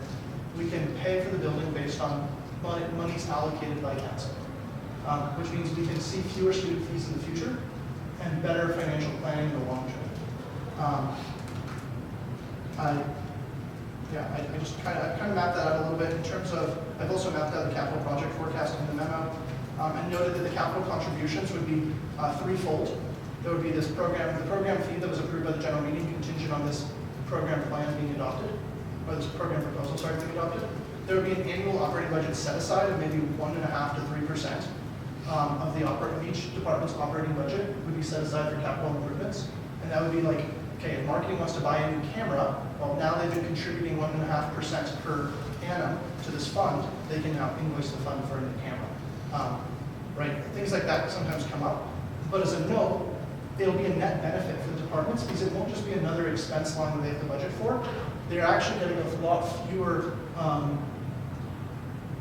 fewer costs that they have to pay for now for capital projects. So we can use more of the base fence fee, that's $3.43, that's now split up over compulsory and optional fees. We can use that to support way more stuff. So we could probably avoid fee increases down the line and maintain current service levels for a lot longer just by having capital funding be there. Because that's currently something that we have to pay for out of our operating budget. I wouldn't necessarily recommend that be the course of action. I would still adjust for inflation and things like that. And if you want major service level changes, I would suggest adjusting fees accordingly. So don't take that as a recommendation not to adjust fees in the future, but do know that it would be a strict benefit to departments. And then the last source of funding would be closing out reserve funding and excess retained earnings, if there were excess retained earnings, of WUSA directly into as miscellaneous revenue for the capital fund, so that we continue to contribute and plan around supporting this in the long term. Closing out reserve funding and or excess of WUSA retained earnings. So those would be the mechanisms by which contribution to the capital program fund would occur. And if there's anything Cheryl wants to add to this, she would probably be a good person to speak to. I know it works really well for Seventh College. They just built in on one of their new satellite campuses, $874,000, and they're able to support and pay for the whole building from their capital improvement fund that they've had running for many, many years. So it does work if it's managed and maintained properly. And as I said earlier, in years like this when it's so lean and our money is so short and tied up, if you're looking at doing a renovation for $300,000, we don't have that cash flow available. We either have to go to loan, but if we had implemented something like this several years ago, we would have a capital improvement fund to access and use for that specific item, rather than having to consider taking out a loan, which is something in the 17 years I've been here, we've never had to do. But it's something we actually Or the may playroom, be we may have to. considering if we want to do anything within the building, including the bomb shelter, et cetera. That's what we're looking at having to do right now. To me, that's a little scary. But I think it's a fantastic plan. It works in a lot of other universities and a lot of other actual businesses. And so it's something that I have brought up in past years, many years ago. Didn't really go further than executive, but I'm happy to hear this year Seneca and I are on the same page as far as thinking of something like this happening, because it really will only benefit the students in the long run.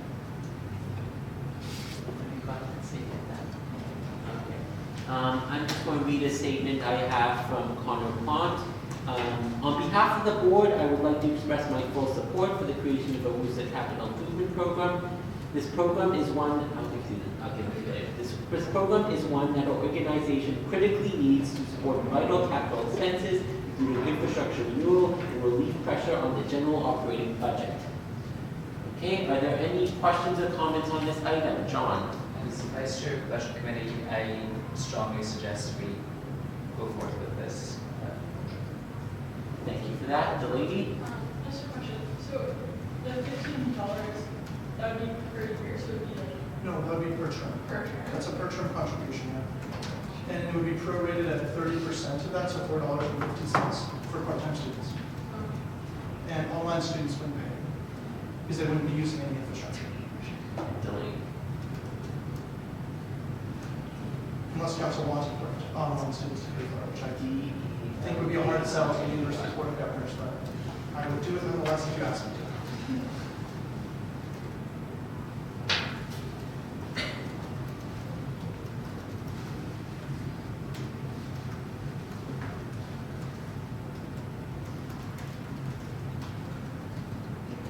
Okay, any, Tannen? As part of a lot of different endowment funds on in the university, a lot of things I've noticed since a lot of services that come in WUSA come to faculty endowment funds, because WUSA currently cannot afford to have major, let's say, furniture refurbishing for their rooms. And I think this fund would be really useful for that. Okay, well, Delaney? And this additional fee is something that we think we would be able to get to fall under mandatory fees? I believe it would be able to be considered a mandatory fee, yes. As we said, we'd be positioning it as a building fee, not as a blanket fee, but specific to the building and student spaces, which is how I tried to frame it. And then the SEI allows for a certain amount of operating capital costs associated with buildings that are not, or spaces that are not the space or building itself, to be included in that. So if we frame it as an SLC fee or a student space fee for our space, for like Publix and the Orifice and MC Company and stuff like that, that need renovations, critical renovations and support, like we could cover that as a compulsory fee under this. And I suggested that we set aside, I'm trying to figure out how much I said. I suggested that we set aside a substantial portion of it to support societies as well.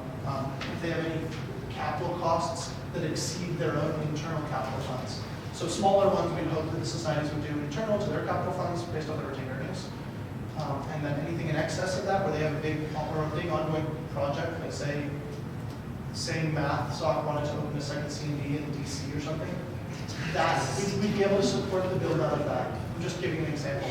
You guys have to do it for someone else. So put a new building. You don't have enough money for I that. know. My property doesn't. Okay, If that answers your question. Okay. Is there any other questions or comments?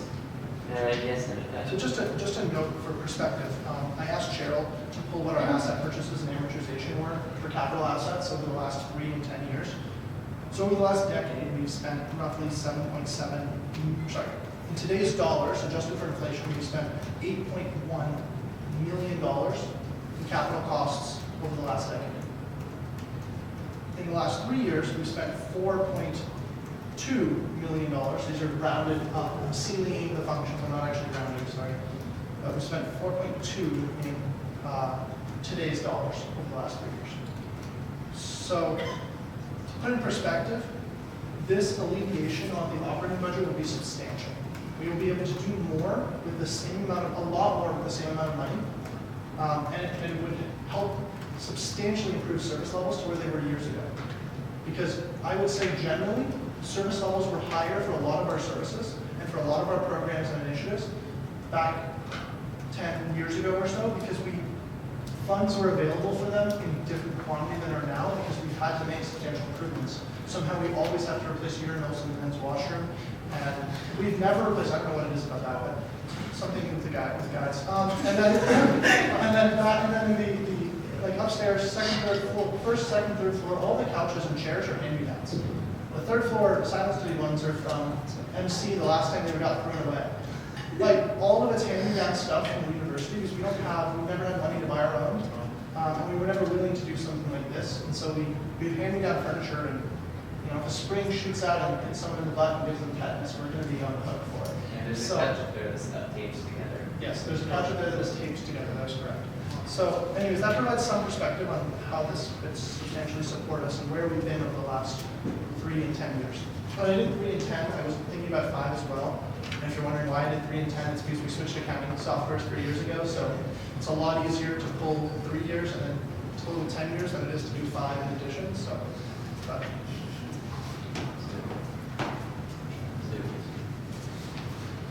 I had a task up till about 8 years ago. My desk wasn't a desk, it was an old hand-me-down table from the surplus set. So. Okay, is there any other comments? Oh, yeah, got it. I was just gonna say, can I second it? What, the motion's already been seconded. Oh, it has. Oh, it's like your third. Then we just have to be all okay, good for that. Any other comments? Okay, I will bring the motion to a vote then. Can I have all votes in favor? Are there any votes in opposition? Any abstentions? Okay. Are there? That's for lunch. Yeah, one moment. Can we just, does anyone wish their vote noted? Okay, item passes unanimously. Can I ask council to thank Cheryl for coming? I mean, she came on Sunday to speak to us. Yeah, please note.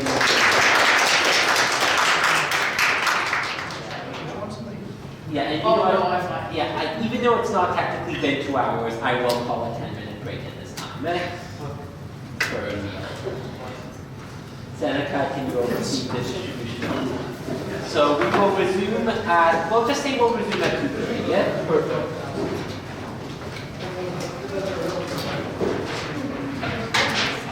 No Seneca. Yeah, you can help yourself.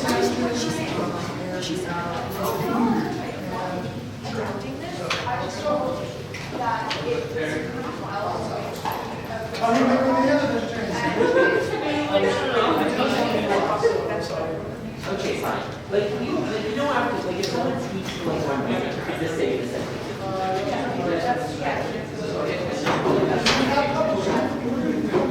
Actually, gonna be that. So much time to turn. Oh, I mean, like, it's not, I can do it. I think it's an option.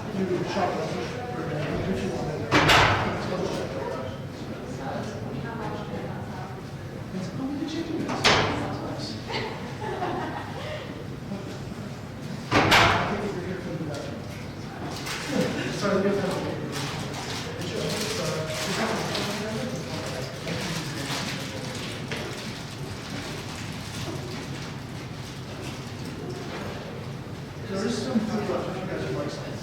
There's sandwiches and there's wraps left and 2 salads. Please just take one from the one, ask them around if you want.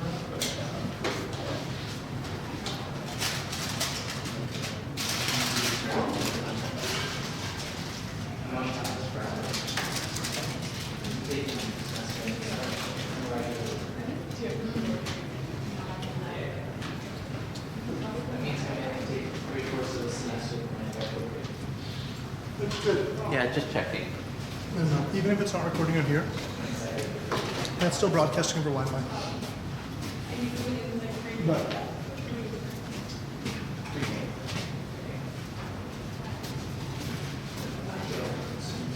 also, guys, thank you very much for passing my budget and the presentation today. And this, like, I really do appreciate it.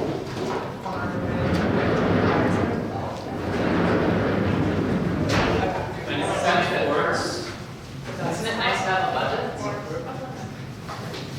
Not yet, the board can still be told.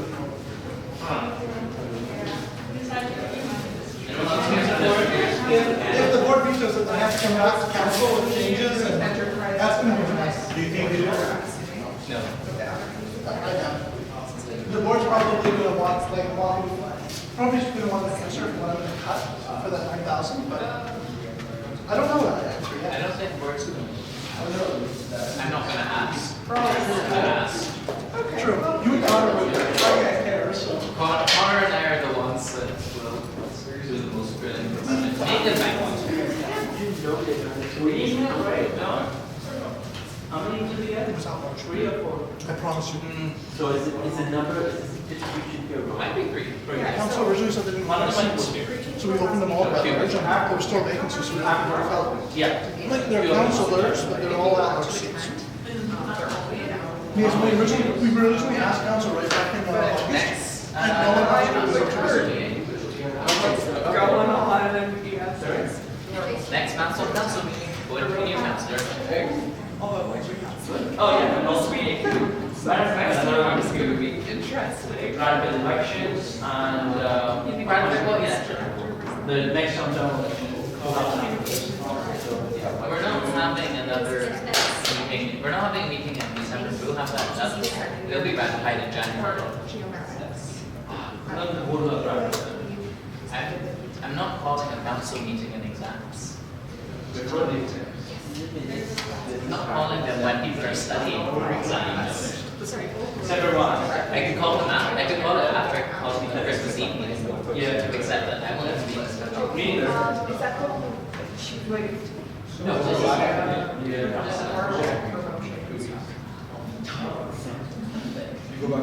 It's fine, you can fix it later when you get that minutes, but. Oh, wait, you're doing it. It's this, yeah, although it'll be a few days before we decide who's really. Because you'll also have to note who's remote. Yeah, just. Well, I don't know why you're doing so like stacking brackets. Like you see, it's like we'll see there how there's the name brackets. And as the actually S-U-N-G space E-U-N. Yeah, I don't know. So it's a G or a J.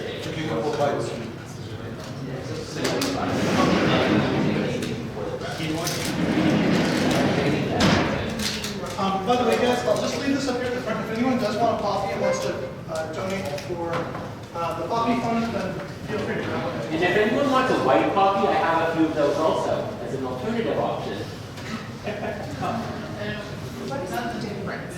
White poppies are meant as like to symbolize like peace and to recognize all sons of war rather than that. It's also not like, unlike the white poppies, it's more of a awareness measure than a fundraising campaign. Yeah?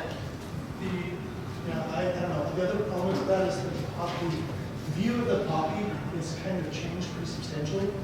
It was initially intended to be primarily the horrors of, like, not let the horrors of war happen again. And so I don't personally support the White Poppy program, not because I don't support the ideas and the end goals, but because I think the whole point of the Red Poppy program was that the cost of war is too great to let it happen again after World War I. Well, yes, it's still happening, but And it's not, but you think Legion cares about that? I do. Because that, If there's more, please help yourself, guys. And if you're still hungry, I can. and there's also this stuff available. Yeah, there's I should move this over there. Yeah. We've got muffins and. Well, they're not muffins. Well, they're just little casseroles. Very good. They're pretty solid.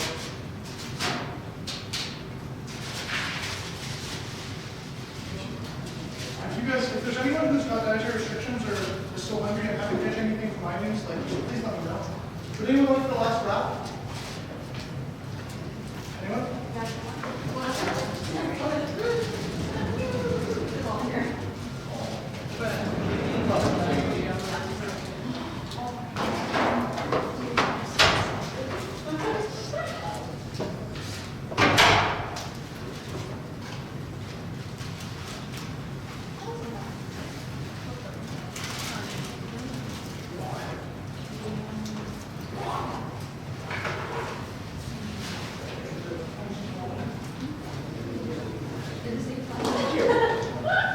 She's my friend. Yeah, okay. Diana, sorry, you know Diana's having left at 2:26. Canada.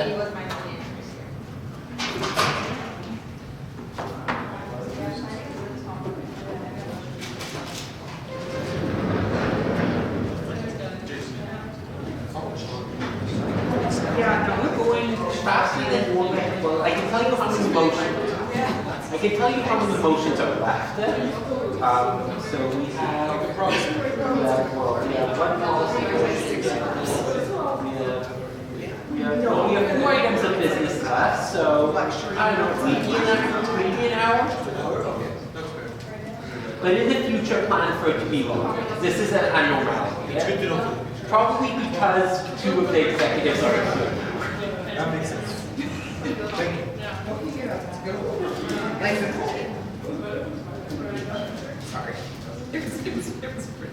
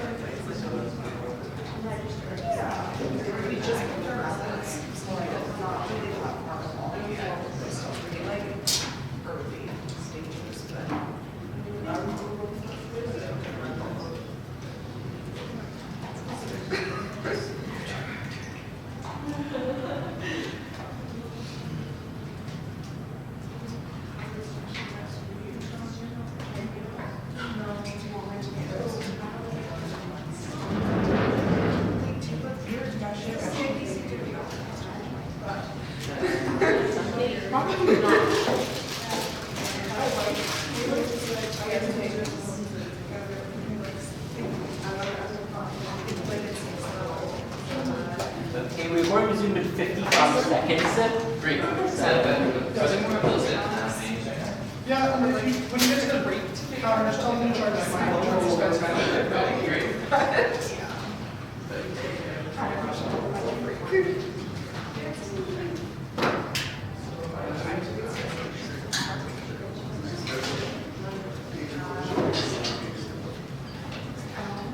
now I'm starting to wonder, okay, is your expectation like that?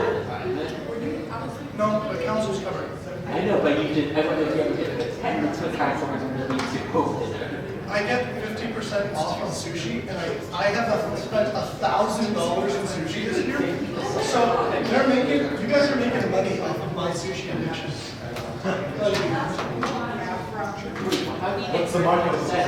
Because it's just a legacy discount for executives. I intend to end it, but while it's still here, like the new one comes in when the new benefits package starts. So I mean, I might as well use it while I've got it. It would be wasteful for me not to. Okay, I'm calling the meeting back to order.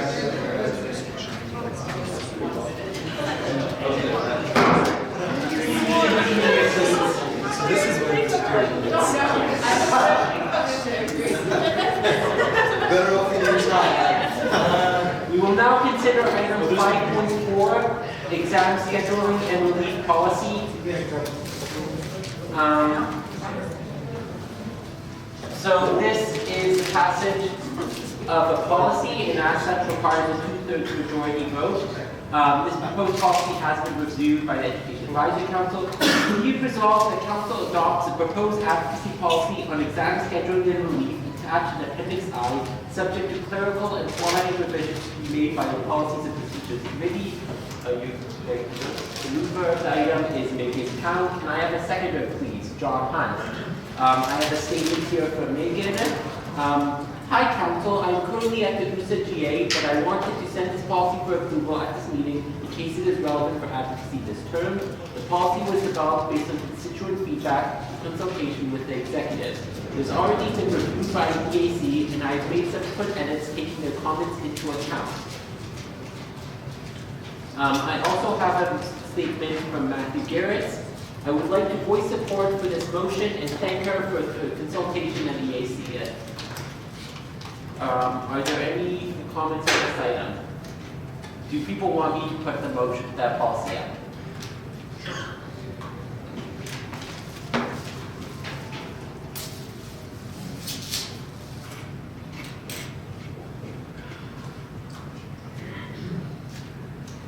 Okay, so did someone have their hand up? No, I didn't. So I'll just leave it here. You can just read what the purpose is, and then, oh yeah. Anyways, I'm trusting people have read it. Does anyone have any comments or questions on this item?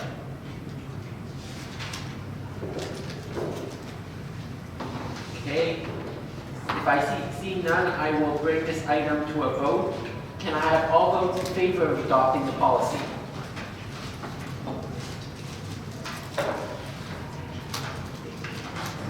Are there any votes against? And are there any abstentions? Does anyone want their vote noted? Okay, the item passes unanimously. Okay, so we are now going to go to item 5.5. Okay. Fossil fuel divestment of faculty endowment funds. Whereas it has been the opinion, based on reports of major actions of companies in sovereign wealth funds such as MSCI and Northern Sovereign Wealth Fund, that investment in fossil fuels is financially prudent. Whereas the university's working group on responsible investment has recommended an ESG-focused investment policy, environment, social, and government, for both ethical and financial reasons. And whereas the student club Fossil Free UW and large involvement in recent climate strike has shown students want the university to act on climate change and implement fossil fuel divestment, be it resolved that the Policies and Procedures Committee be tasked with drafting an advocacy policy supporting the divestment of faculty endowment funds for fossil fuel assets. Guy is the mover of this item. Can I have a seconder, please? Cannon. Guy, you can talk about support your item. So, one big thing to get out of the way quick is that this is not a policy to divest right away. It's simply something that I think that LUSA, as wider student body for undergrad should. I can't hear you. Okay, please speak louder. So, I would say that this is not a policy to divest immediately or within the semester or anything like that. It's more, I think that it's kind of time that LUSA has some info on it or starts looking into the possibilities on its own accord. There's tons of other universities that have divested. The Norwegian Sovereign Wealth Fund is $1 trillion. It's the largest wealth fund in the entire world, and they not officially divested every single kind of fossil fuel asset. They've implemented investment of assets of companies that are engaged in exploration of new kind of reserves to extract. Furthermore, a lot of different kinds of banks and other companies have been referring to and looking at a lot of fossil fuel assets. So basically fossil fuel company stocks and things like that as stranded assets, because with the IPCC reports or IPCC reports coming out, with, obviously with climate change becoming an ever more present threat, we're not going to be able to actually extract and produce all of the oil and natural gas and whatnot that we have on reserve. This means in Alberta, Venezuela, and in the Middle East, a lot of those reserves are going to be what's called stranded assets, which means that the companies who are going to be producing those usually pretty much have those kind of future forecasted revenues on their balance sheets, and those future revenues are also considered in the valuation of their stocks and other sort of financial offerings.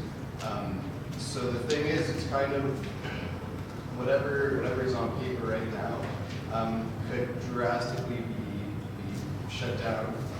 Within 10 years, within 2 decades, or 3 decades, might not be right away, but as we've seen from the Norwegian Sovereign Wealth Fund, from other universities, like I'm sorry, can I just stop? Can that microphone please be moved towards him? Just because people are only saying that he sounds muffled. Okay. So as we've seen with the Norwegian Sovereign Wealth Fund, as we've seen with other university systems,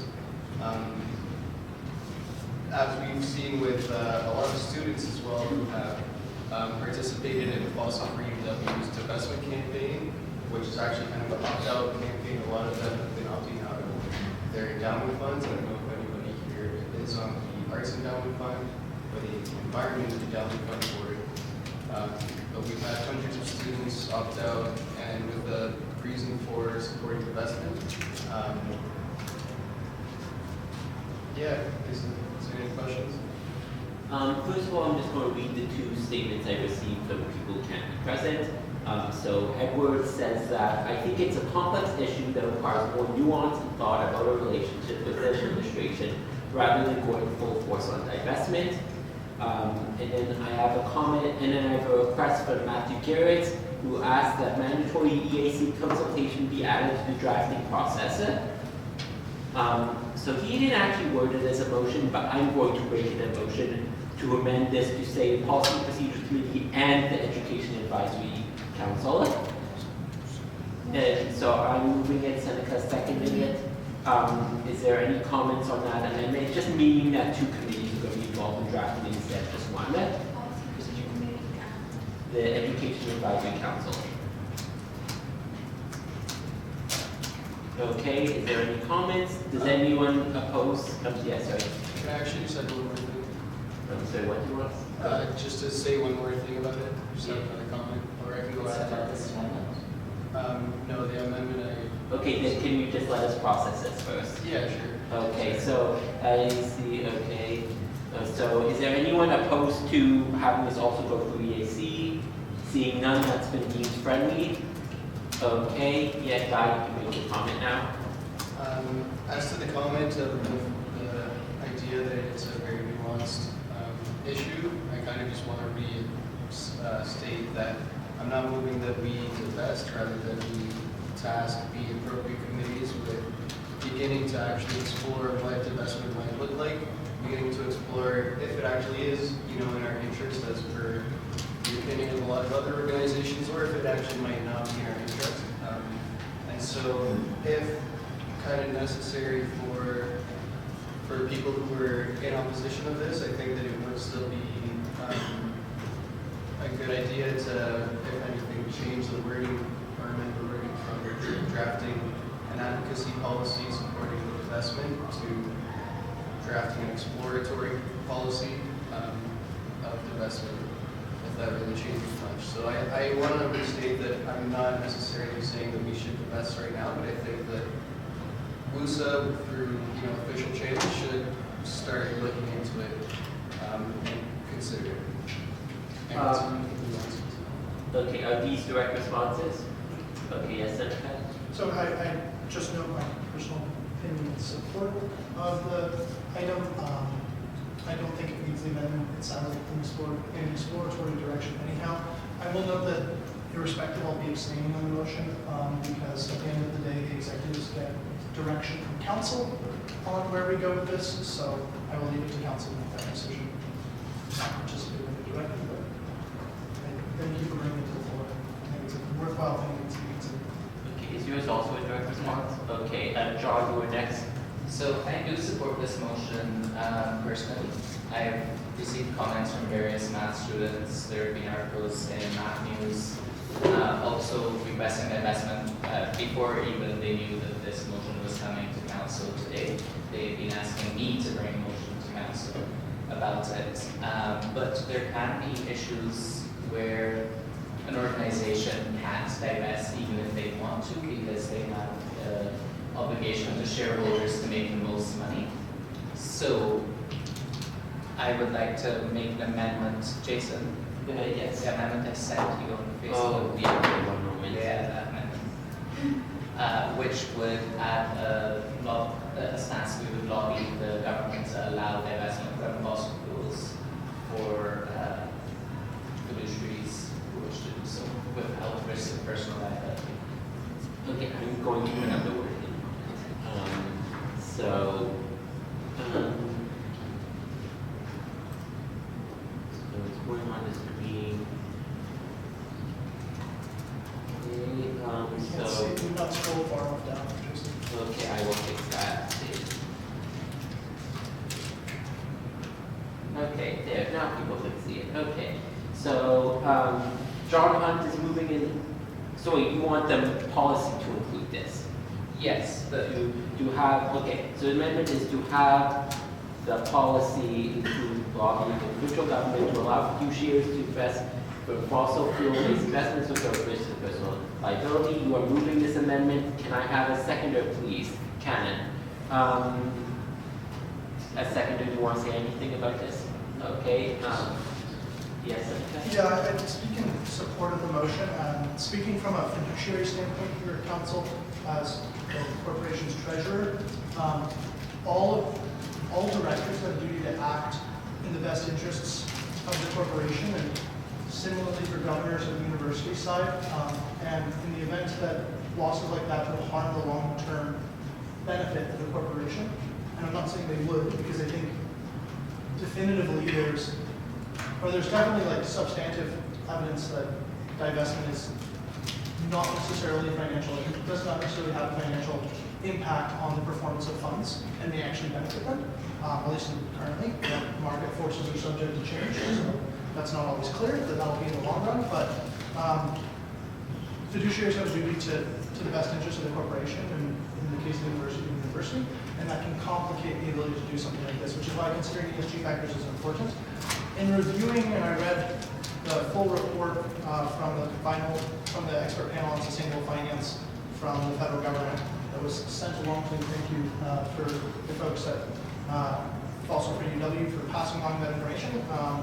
But in reading the report, no statement yet from the Ministry of Finance. The federal government has, or from the provincial government's Treasury Board has been issued regarding consideration of such factors being within the remit of fiduciary duty. And similarly, the panel did, while outside of its scope, note that they would encourage the government to define a review of fiduciary scope in the context of ESG factors, and I don't believe that has been done yet or published yet.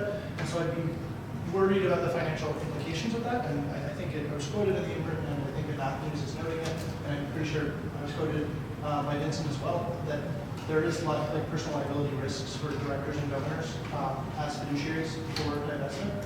That doesn't necessarily mean they will get sued, but there's a risk, and so I would support the motion on the amendment on the floor that that risk be lifted and make it easier to make a decision just based off the facts of divestment. So. Briefly, as a counselor, I would like to pose a question to both John and Seneca, whether you think that such advocacy is appropriate use of WUS as advocacy resources, given its variably existing relevance to students. Great. We students, as being the youngest people on the planet, have the longest time to suffer when the planet dies. Yes, Seneca? I don't think it's a hard ask necessarily. Like, it's certainly the worst case scenario asking against us is the government saying no. I would say that the motion should probably allow for provincial and federal government advocacy, because if your corporation is incorporated under the Corporations Act of Canada, not Ontario, then you're not going to be able to get out of it if Ontario changes it and vice versa. So I'd suggest making provincial and federal governments. John, you want to change your motion? Okay, yeah, that's been changed. We're going to say that, we're assuming that the amendment of the amendment is friendly, yeah? So this amendment now says provincial and federal.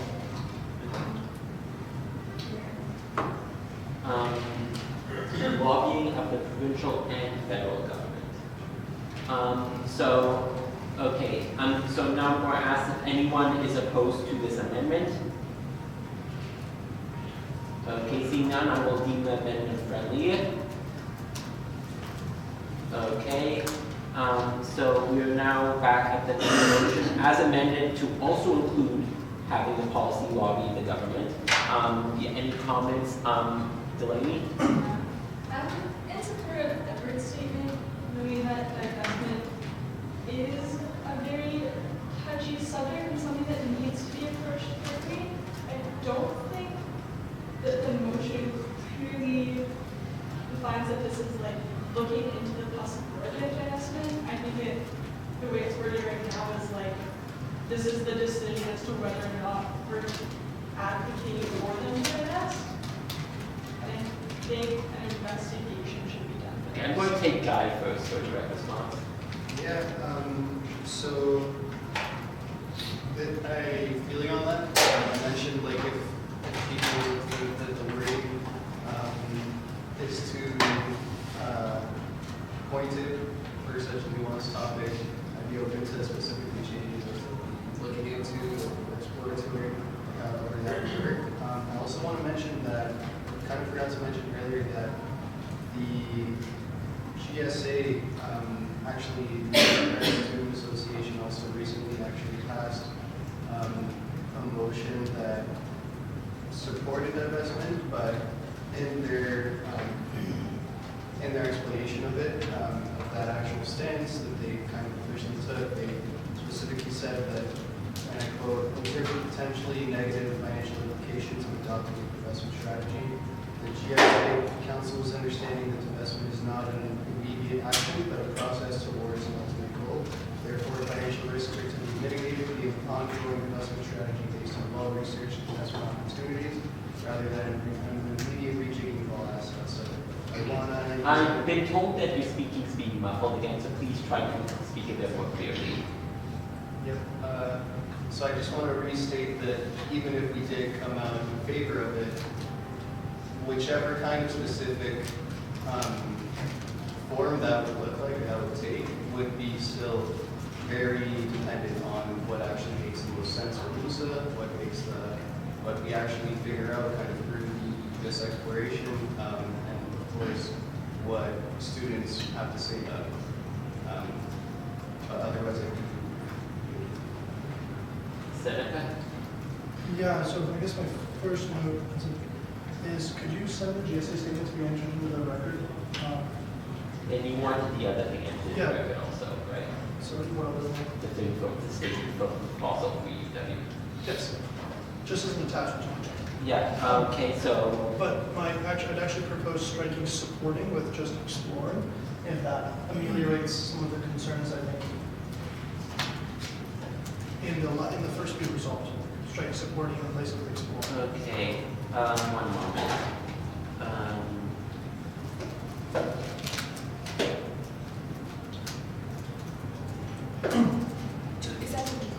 Yes, Seneca is moving an amendment to replace the, like, where it says policy supporting that, to replace supporting with exploring, yeah? Okay, Seneca is moving that amendment. Is there a seconder? John. Is that amendment, is anyone opposed to that amendment? I have something to say. Okay, sure, go ahead. I think this motion, as it is worded, says that PPC would be making the policy. Policies don't come into effect as soon as PPC makes them. They have to come back to council, and then it will be at that point the council would adopt this, the advocacy policy or not. So I don't really think we need to have this. I will say, however, it's good to give PPC guidance in how it should proceed with drafting it, which I think is the intention here. Well, I think supporting versus exploring can widely change the purpose of this entire motion. Which might Because exploring could mean that the few people that are on PPC could decide that they, Well, it's PPC and EAC now. The EAC has representatives from every single society, the entire undergraduate senate caucus, and council and at-large membership. And to be clear, this doesn't mean exploring whether or not there's going to be a policy. It's still saying write a policy, but the policy is about exploring the issues. So there's still going to be a policy, yeah? That's not what that exploring really means. Yes, Delaney? Yeah, just as a direct response, like I think that the direction this needs to go into needs to be exploratory first in order to figure out if this is something that we want to support. And like how our support level would be low. Guy? I remain like, okay with the exploratory, but I think that actually, John raises a good point about how, even if it was supporting instead of exploring, they pretty much either say yes, it could be a good idea to support, or no, it would not be a good idea to support. But so if they find out that support is not a good idea, at least it wouldn't necessarily come out clearly again with the policy that opposes divestment, like explicitly, rather than just says that maybe we should not support it this time. Whereas I think with the exploratory not being explicit on whether supporting or not supporting, exploratory could end up being the they propose to like have an official opposition to divestment, which might not be good. And right now, we're basically already in opposition to it by not kind of having it. So, yeah. Okay. Jennifer? Just a quick question, is it not the remit of, so it's not just PPC anymore, but EAC has representatives from every undergraduate caucus, a handful of councilors, including yourself now, 3 at-large members, 4 at-large members, all the undergraduate student senators on it. I'm curious, and the VP Education, so I'm just curious from a standpoint of being the remit of the committee to make a recommendation on it. Could the committee not do a thorough exploration and still land on a recommendation and we do move forward with the policy that is supporting divestment? Because I think it would be a lot easier to criticize the process if we went into it saying we are exploring supporting it, as opposed to saying we're exploring it and the outcome of the process is yes, we support divestment. Because I think, I personally support it, I think if we went in with a predetermined notion of what the outcome should be, it poisons the ability for us to point to it and say we did a thorough process. It comes to a conclusion that we should in fact be divesting. It presupposes the outcome. And so that's the only reason I chose that language instead of explore supporting, because I thought that the difference was it's much harder to criticize the process if it comes back in the affirmative. And if it comes back and we don't like it, we can still vote it down or on the floor amend it to pass something else. Like council at the end of the day will still be able to do that, and from the conversation going around the room, it sounds like people would be supportive of it anyhow. So I doubt that there would be any concerns on that front, and I tend to think that there's good student representation on the AC from a wide variety of people, both fiduciary and non, to make a good review and outcome of that process. Would be my only suggestion. Okay, John? I'd like to take this opportunity to remind PPC that whereas clauses are just as important in contextualizing the letter of the results. Okay, I don't know why the reminder is needed, but okay. I'm fine once it's noted that reminder is there. Needs to consider Whereas the whereas clauses are just as important in providing context to the letter of a motion. To be clear, the minutes of debate are referred to the committees when they consider this discussion. So the committees get the full text of the minutes of the debate for each item that is referred to it as it comes to council. So they would know the nuances of the debate we just had. Okay, so keeping in mind that we're just talking about this amendment now, is there any further comments? Okay, given the back and forth, I'll do an actual vote. All votes in favor of the amendment? Okay, any votes opposed? Any abstentions? Would anyone like their votes noted? Okay, amendment passes unanimously. I'm sorry, did you want to vote noted? No. Okay, so yeah, we're now at the main motion as now amended in in several ways. Canon? I'd like to amend the motion again to include non-faculty endowment funds to like the reserve funds. I don't think they have considered under the faculty endowment funds. I will just comment that if this is to include RUSA funds, then this becomes an advocacy and corporate policy rather than just an advocacy policy, which means there are additional procedural requirements related to it passing. But that is your choice. Higher threshold means it has to go through the board, means it can't be voted on until the board takes a position on it. Also, for the most part, the board does have to uphold the advocacy policies too. So, our endowment funds, EOI and SLEF, are considered part of the university's endowment funds, just for the record. So if divestment of the university's endowment funds occurs, it would also divest our endowed assets, if that was your concern. Okay, Because in the motion it says that was one of the faculty endowment funds, not the university. okay, That's so what- do you want to strike out the word faculty? Yeah, that's Okay. Okay, sure. So Canon is amending to strike out the word faculty from the motion. Is there a seconder to that amendment? Senator, is there any discussion about this amendment? Is anyone against it? Okay, the amendment has been deemed friendly. That was a good catch.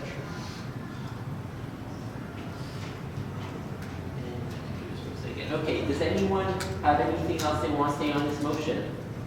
And by the way, what time got missed in the background is there will be added to the minutes for this item, communication sent from Grad Students Association as well as from Fossil Fuel UW will be added to the minutes. I actually will take the person in the gallery, if you could come up to near where there's a microphone. I respond to that. What? Then we respond to that. Okay, sorry, one moment. What's your direct response? You No, can sit it's down. not, it's not. Do they need to be sponsored for speaking? No, all members have the right to speak. But can you please just state your name? Vincent Macker. Vincent Macker. Okay, go ahead. I'd just like to argue in favor of this motion and say that Canada and the Waterloo region have declared a climate emergency, which fossil fuel companies are directly responsible for. The climate crisis has and will continue to negatively impact the health and safety of young people around the world, and this, of course, includes undergraduate students. Because of this, it is completely inappropriate for the university to use student money for the investment in fossil fuels. Furthermore, fossil fuel companies underperform relative to the rest of the stock market and will continue to underperform as the world moves away from fossil fuels. In summary, the use of student money to further perpetuate the climate crisis is both immoral and financially irresponsible. Okay, thank you for that. Does anyone have any responses to that statement? Okay, any other comments in the motion? Yes, Senator? Just note that the use of student funds is controlled, so council can always, if it were to desire, at the result of this exploratory process, consider referenda on the fees if it comes back that the university wants to do stuff like that. I'd maybe not consider that immediately because I think that the funding, endowment funds do go to a lot of good purposes. But I just want to be aware of their options. So. Okay, someone else had their hand up, I believe. Sebastian. I was just wondering if there is an expectation from the council as to how long this exploratory period into this investment. So sorry, are you asking me in terms of getting the policy written, or you mean once the policy is approved? No, I was just wondering how long do we have to explore kind of that investment to research? Do we have like kind of an expectation of how long we should have to explore this program? Does anyone want to respond to that point? I would like it to be timely, but also would like to not be able to not rush the communities if they do like a lot more work necessary to be done. sure how on other policies I would take it in the past, but I'm hoping, definitely, yeah, like a few months back, maybe, and we can at least have another discussion about it. Yes, Seneca? Just as a note, item 5.6 here on the housing report, EAC is tied up doing a lot of stuff with housing currently, and policies and procedures committee has like 4 or 5 things on the back burner currently that they're working on too. So my best hunch would be that it would probably be not for the January regular meeting, but for at least probably February. So it would be a winter term as a note, as opposed to the next council meeting be December 2nd, 1st, December 1st. So I don't think it would turn around in a month, to be honest. And given Matt's current workload, I think February or March would probably be the most realistic. As a fair estimation right now. I will note that nothing stops you, like, and I would encourage counselors to get involved and, like, you're on EAC, like, lead the item if you want. Lead a lot of research, put together the memos for the committee, support that process. Like, individual members of the committees can always do that, and have on some of my committees, like, taken a big chunk of that workload on themselves. I know John has been instrumental in doing a lot of the analysis for opt-out rates and like claim, like fluctuation reserve budgeting and stuff like that. So nothing stops you from doing that, and that might speed the process too. Ken? Just as a follow-up on that, I just plan from ESC, so I know what's been happening there for like the past 2 terms nearly now. ESC, like with the federal elections and all this, like ESC has had bunch of backlog of policies, booster policies, and all these things are pretty tied up in the housing report right now. So I would say February would be a fair estimate of the time it would take, but then to like have a proper exploratory committee set up on this and have a report of that. Okay, are there any other comments?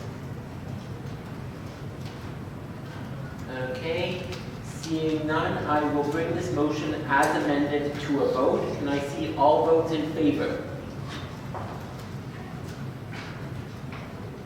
Okay, all votes, any votes opposed? And any abstentions? Okay, anyone want their votes noted? Noted an abstention for the following reason. I want to not have an opinion on this as I'm the executive director of 2 endowment funds. Okay. Noted in favor?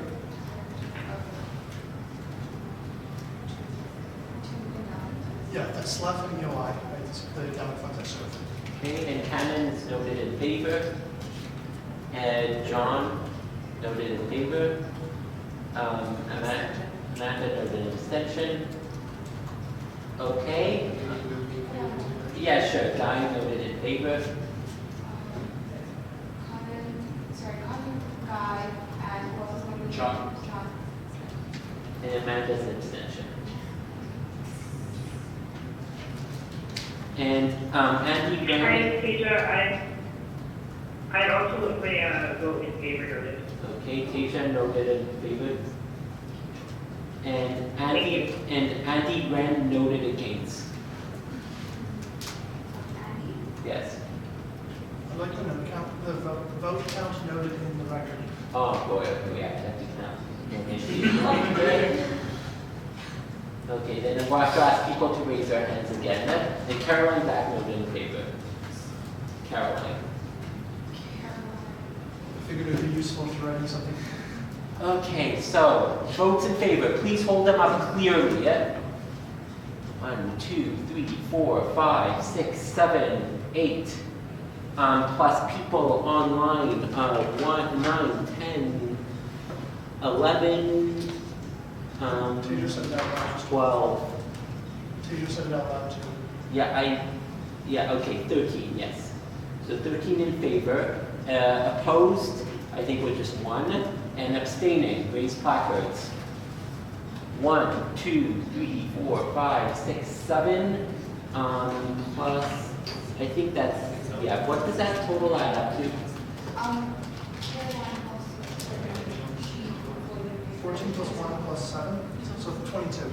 So Yeah, I think that's the right number. 14, 14 in favor, 1 opposed, 7 abstentions. Yeah, and did you put, oh yeah, also Nix is noted in favor, so So not that's KS. 15 to 1. No, that was within the count. Okay, 14 to 1 to 7.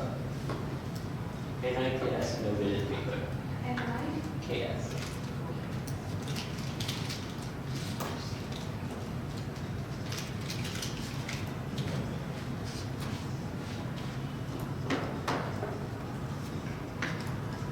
Tasha? T-A-J-I-A. Taijah.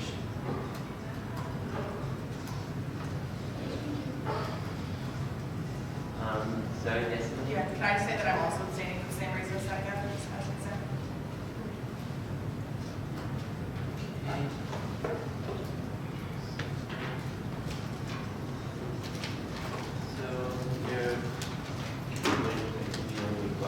Okay, so we are now going to item 5.6, extension of housing report.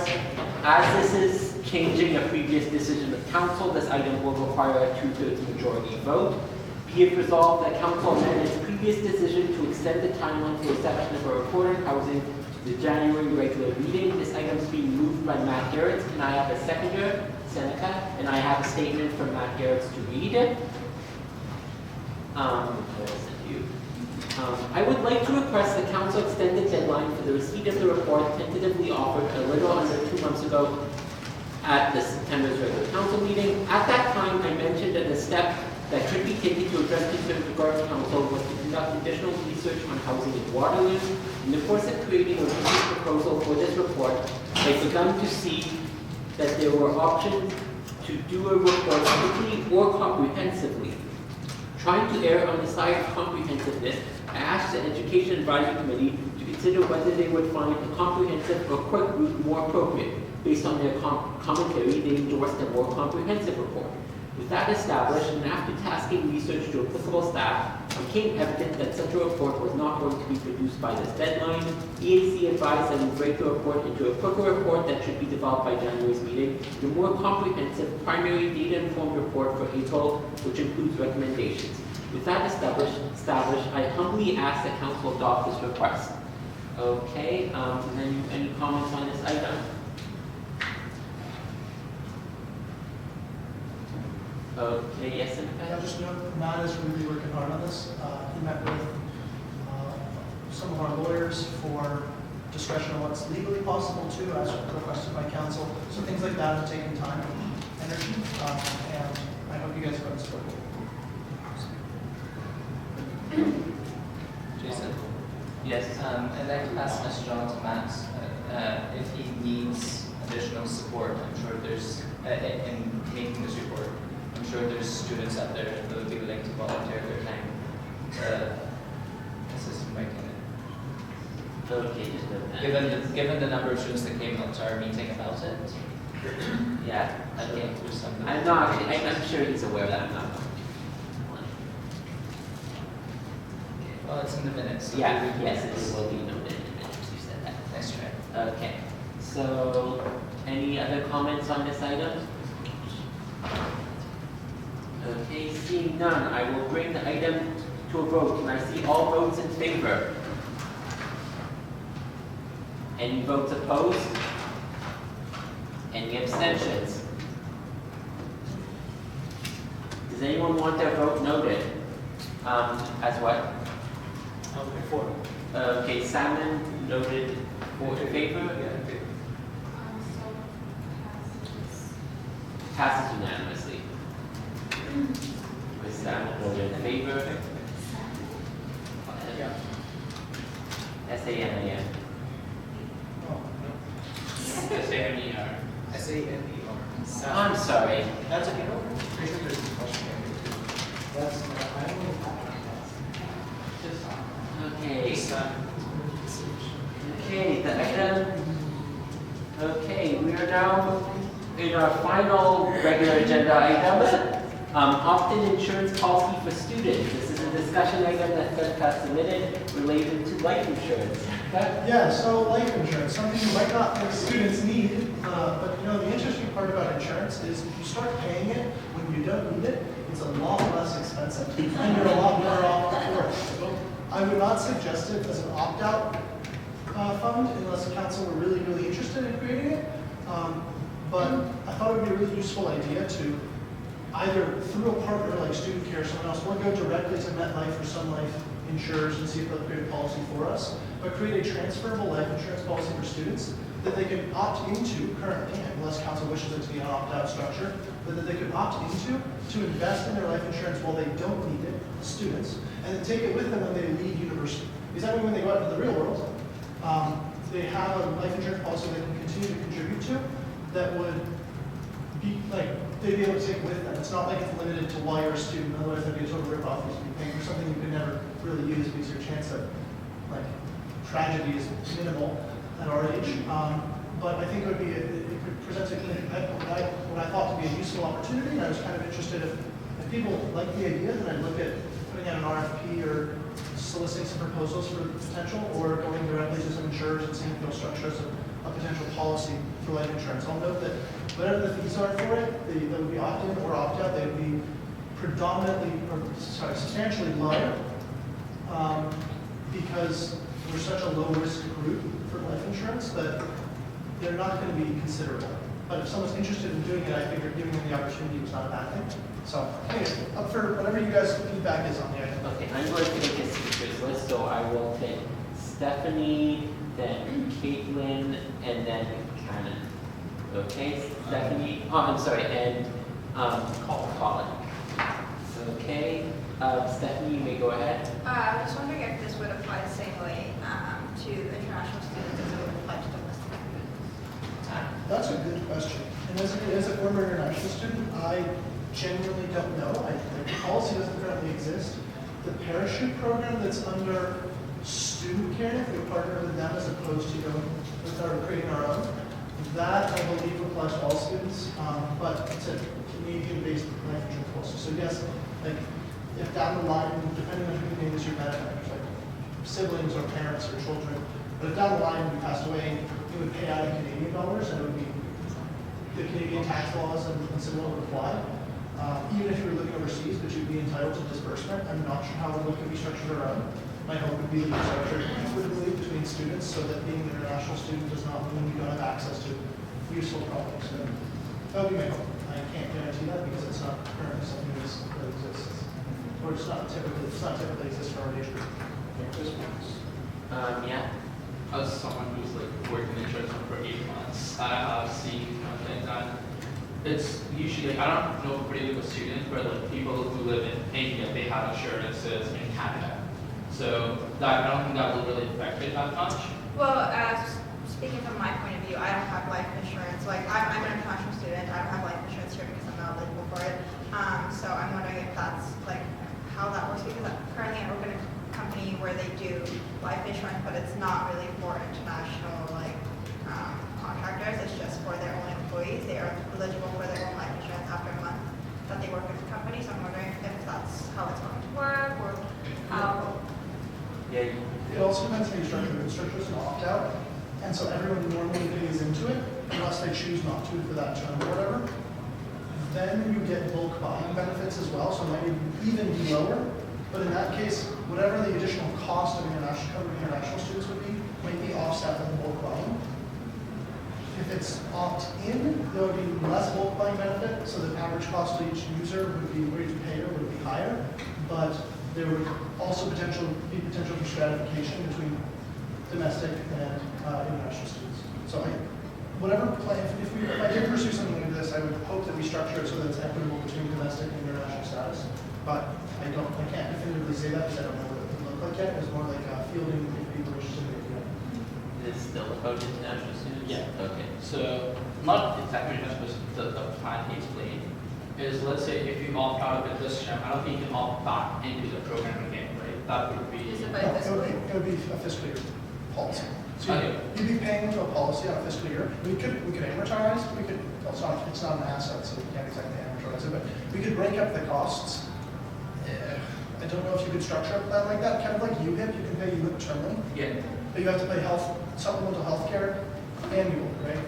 Like you can't opt out of health care one term if you opted into it in the previous term. So just to clarify, this is not We are going to make this a thing, but we're just going to look into it if we do all agree. Yeah, and if it's came back as something interesting, I would put a motion, either a motion before council for a referendum on it, or if we were making it like certainly if we're making it a compulsory fee, but if it's an opt-out fee, then either a referendum or a vote of council to create the service. If it's, or a program rather, if it was an opt-in fee, I would just ask for a vote of council to confirm it, because an opt-in fee affect next to nothing. To give context, I will just say, in the case of the legal insurance product that started this September, council originally heard of it in fall 2017 when Student Care came to make a presentation about the product. And then it went through like refinement, and then there was a second like more formal presentation to council, in which case it actually approved the idea in principle. And then it got negotiated with the exact cost to go referendum. So this is really just talking about the idea. If this were to happen, it would be coming back to council again for a more detailed look. I will go to the speakers. I'll add you to the end of the speakers list. So next, Caitlin. My question would be, if you're choosing like one institution, like Sunlight, like whatever, in order to like get the benefits of having it long term, what do those students have to stay in that institution? Because if that's true, then I don't like it for the same reason I don't like signing credit cards for students, because they're not thinking it through. They're like, oh, an extra $50 right now, but then they have like 5 credit cards just because they wanted a little bit of benefit. They don't know that much about it. So I believe policy buyouts are a legal requirement in Canada, so I believe there's a requirement that if you want to switch insurers and that insurer has a competitive offer, that they buy out your plan. That is allowed in a number of places. I'm not sure it's a legal requirement, but it's certainly allowed for a number of insurance policies. I have one that was bought. Actually, EOI fund was created that way. The previous Sun Life used to underwrite the plan. It was bought out by Clarica, and when that happened, EOI got paid out and created that endowment fund. So that's how that came to be. And so I guess similarly, my aim would be that it's transferable, and you can take it with you, transferable when you leave, but also transferable between who the underwriter of the policy is, provided you can choose to have your own life insurance on top of another one. You can have multiple life insurance plans with different companies, so nothing to prohibit that. And I believe you can cash out your policy taxable in many cases. The cost of doing so, though, is that you get taxes on it. If you wait till, there's an estate tax, but I think life insurance is often either tax exempt or tax minimally in Canada, as it's a payout for the benefactors in your family, traditional. I'm sorry. Yeah, we call it a policy buyout. I'll add you to the list. Okay. So Kanat. Okay. Colin. How low is low? Because I've never actually touched my policy before. Sorry? How low is low? Well, I mean, for health insurance, you pay $55 a term, and all students pay it, except the ones who opt out by refund request. If we're doing bulk buying, like an opt-out fee, it might be like, if you got 20,000 people to pay it, the policy cost will probably be substantially less than if you had an opt-in with 30 people paying your term. So you really might, it very much depends on that. My hunch is it probably wouldn't exceed like $100, $200 a year, a fiscal year. But it really depends. Like often policy contributions can be structured differently. Like for instance, if we could say we did creative investment with it, then we could probably, by creative investment, I mean if we took the money and paid out a portion, like kind of fee higher than the level, invest a portion of it in an investment, and then match contributions, we could also support students that way. Like there's a number of ways to structure it, and so all of the different ways to structure would result in vastly different fees, but it could be anywhere in the order of $50 a term or less to $100, $200 a year. So I'm not exactly sure is the answer to that question. Okay, John. So I'm not opposed to this. I think we could go ask Student Care what they can offer, but they're probably going to say that we're going to have to do it on an opt-out basis, because if it's done as an opt-in basis with the lack of underwriting that you can do over request, the price point would be very high for people who are opting in. Yes. So to be clear, Student Care is proposing it on an opt-in basis. That's what's attached to the agenda. My suggestion was that you could probably get even lower fees if you do it on an opt-out basis, because you've created a bulk buying incentive. Yeah, so I'm thinking this will be a relatively overpriced life insurance product. That's my At initial. least, yes, at our age, probably an overpriced life insurance product, but, I mean, the difference, right, it's collectivized risk, at least until you leave. So you're already paying less. The minute you're paying for a single person insurance policy and someone else is assuming the risk, it's gonna be higher for the individual than the collective anytime, right? That's the value of bundling insurance, like pooling insurance. Yeah. So no matter what you do, if you were getting a life insurance policy for just you, it would be more expensive likely than if we were doing it for all undergrads plus those who opt out. I'm saying. Opt-out provision would probably be better than an opt-in provision for cost to the student. That's the consensus. Okay, Sandra? Yes. From my experience in the life insurance industry, I would strongly recommend that we explore a universal rather than a term kind of life insurance policy, because with an age group like ours, most of the benefit will come with a universal one that because the universal one doesn't expire. There are options where you can pay for a certain period of time, like 20 years, and then it's fully paid off till the rest of your life. But with term life insurance, what happens with people that usually buy it when they're young is that once it expires, and most of the time it does because you're very young and you're gonna have a long life expectancy, that once it expires and you want to purchase one or renew one, the costs substantially increase and you lose all that benefit. And one last point with the universal life insurance is it would already have a component in it that invests some sort of part of the money, so the students later on can perhaps take that money out or use it to pay off the policy fees, and it could be free or a discounted policy rate. So maybe look into that. Absolutely, thank you. That's really good feedback. That's a good point. I do agree with the term life policy issues. We were also looking to the whole life as a universal if you want to go down that way. Whole life. So it's basically, they are pretty similar, it's just like universal life has more leniency to changing the amount of payments and stuff like that. Yes. We were considering term life. I don't know. Please You just bought that. And I think term would be very very no. especially for very bad. All three. I appreciate all of the reinsurance experience you guys have, so thank you. Yeah. It was just looking into would people be interested in it. If they're interested in it, I will take that away. And I will structure it so that I do not look at term life policies.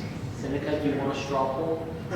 Well, I don't want to straw poll something if there's so many ambiguities, right? If it could vary in fees massively, if international students may not be eligible to participate, it could be structured as whole life, universal, or term life straw poll. If you want people looking, you Would would people be interested in me looking into this? please thumbs up, thumbs down. If you have Okay. time. But I'm not sure if sorry.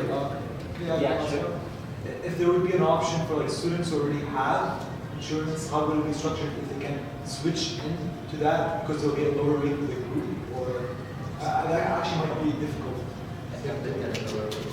Yeah, this is one detail for now. Yeah. Just like we're very right now. Because if it's opt-in, the majority of people are going to pay it if they think they're going to die. The other reason I suggested we do not with student care, was proposed, is then they don't take a cut, and so we can actually, that cut can either come to us, and we could not put an overhead fee on it, or we could just have a substantially lower fee. Yes. So, Was that affect my relationship with student care? Sharing what I've done this? we're doing an RFP right now for a mental health expansion to our health plan, and one of the vendors we're considering is not through student care either, so there's like, student care is also our plan administrator, so if we don't select them, then we'll still work with the provider or the vendor to facilitate plan expansion. That we're legally required to. Okay, does anyone else have anything they want to say on this subject? Okay, thank you for that, Seneca.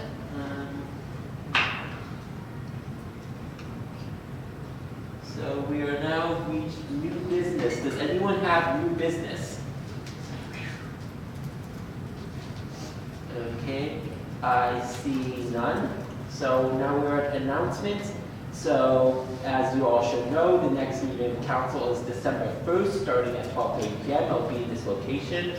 I also going to announce that for scheduling the meetings of the winter term. Probably some point soon, a scheduling poll will be sent out through the email list. This is where we'll propose a variety of weekend dates, and you are to mark which ones you are available and not available for. Keep in mind that meetings can drag way later than this one, so you should be considering availability going until probably about 6 p.m. would be a good You're just a time. good chair, Jason. No, or maybe just because some people are here now. Anyways, so keep that in mind, and please do fill that out promptly so that we can pick a meeting date that works for the most amount of people. Yes, Seneca? Yeah, additional announcement, nominations for the winter election for serving next year are open. We've been asked by our governance staff to please encourage current councilors to rerun for council and run for executive if you're interested.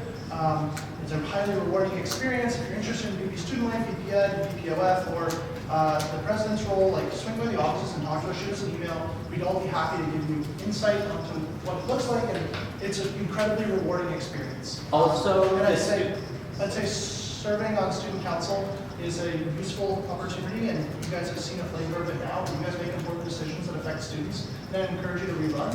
There's an additional elections open for where vacancies exist. The Senate, some Senate terms are 1 year, some are 2 years. I think there's a 3-year for now large. No, there isn't. No, so they're all 2 years. Some of them are now in a by-election for the remaining year. Okay, so there's Senate by-elections and Senate elections opening the winter term as well. And those, the Senate's the highest academic body for the university, so they approve program changes and make decisions on academic calendar and scheduling, things like that. So if that interests you to consider that. Senate also meets more infrequently than, or less frequently rather, than council. So they're not mutually exclusive either. You just have to declare your conflict of interest form. But I highly encourage you to run again, and I think all of you have done a fantastic job. So yeah, you can ask me for Senate. You can ask me. I'm the senator now. If you have any questions about what that's like. And just because you're society president doesn't mean you have to you can't run. You can still run, and if you serve concurrently, that's okay. Yeah, John, you had a question? Yeah, do you get to grill faculty and staff? Yeah, on actual stuff. Yeah, probably more be grilling the higher up administration. How many hours approximately do you put into that role? Senate, it's 9 to 10 meetings a year. The meetings tend to last maybe about 2 hours. How much what? The agenda package tends to be about 110 pages, but you can skim through a lot of it. A lot of these recommendations from committees that you don't actually vote on. Also, if you notice something interesting, the report directly after the president's report is always the one that gets roasted the most. Because the president goes on, and so everyone actually takes the time to read the agenda then. And so it's always the item right after the president's report that they dig into the most. And then the one just after that item, then they got it out of their system. Then that item usually passes without a hitch. So it's not unheard of that every now and again the university administration adds a fake item right after the president's. So that people can get really upset about it, and then the next items don't have any objections. Okay, does anyone have any other announcements they wish to make to the room? So please rerun.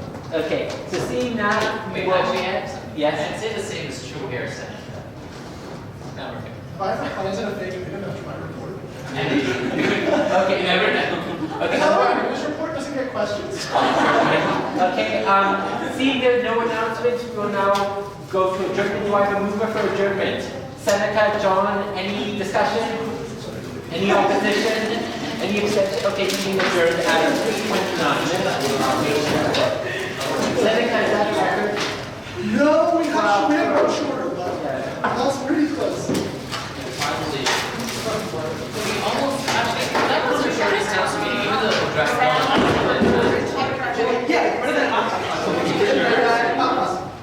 There's copies. There's copies in the front if you guys want to contribute to the coffee fund. Okay, what do you have to do? Give me an email somewhere. Yeah, sure.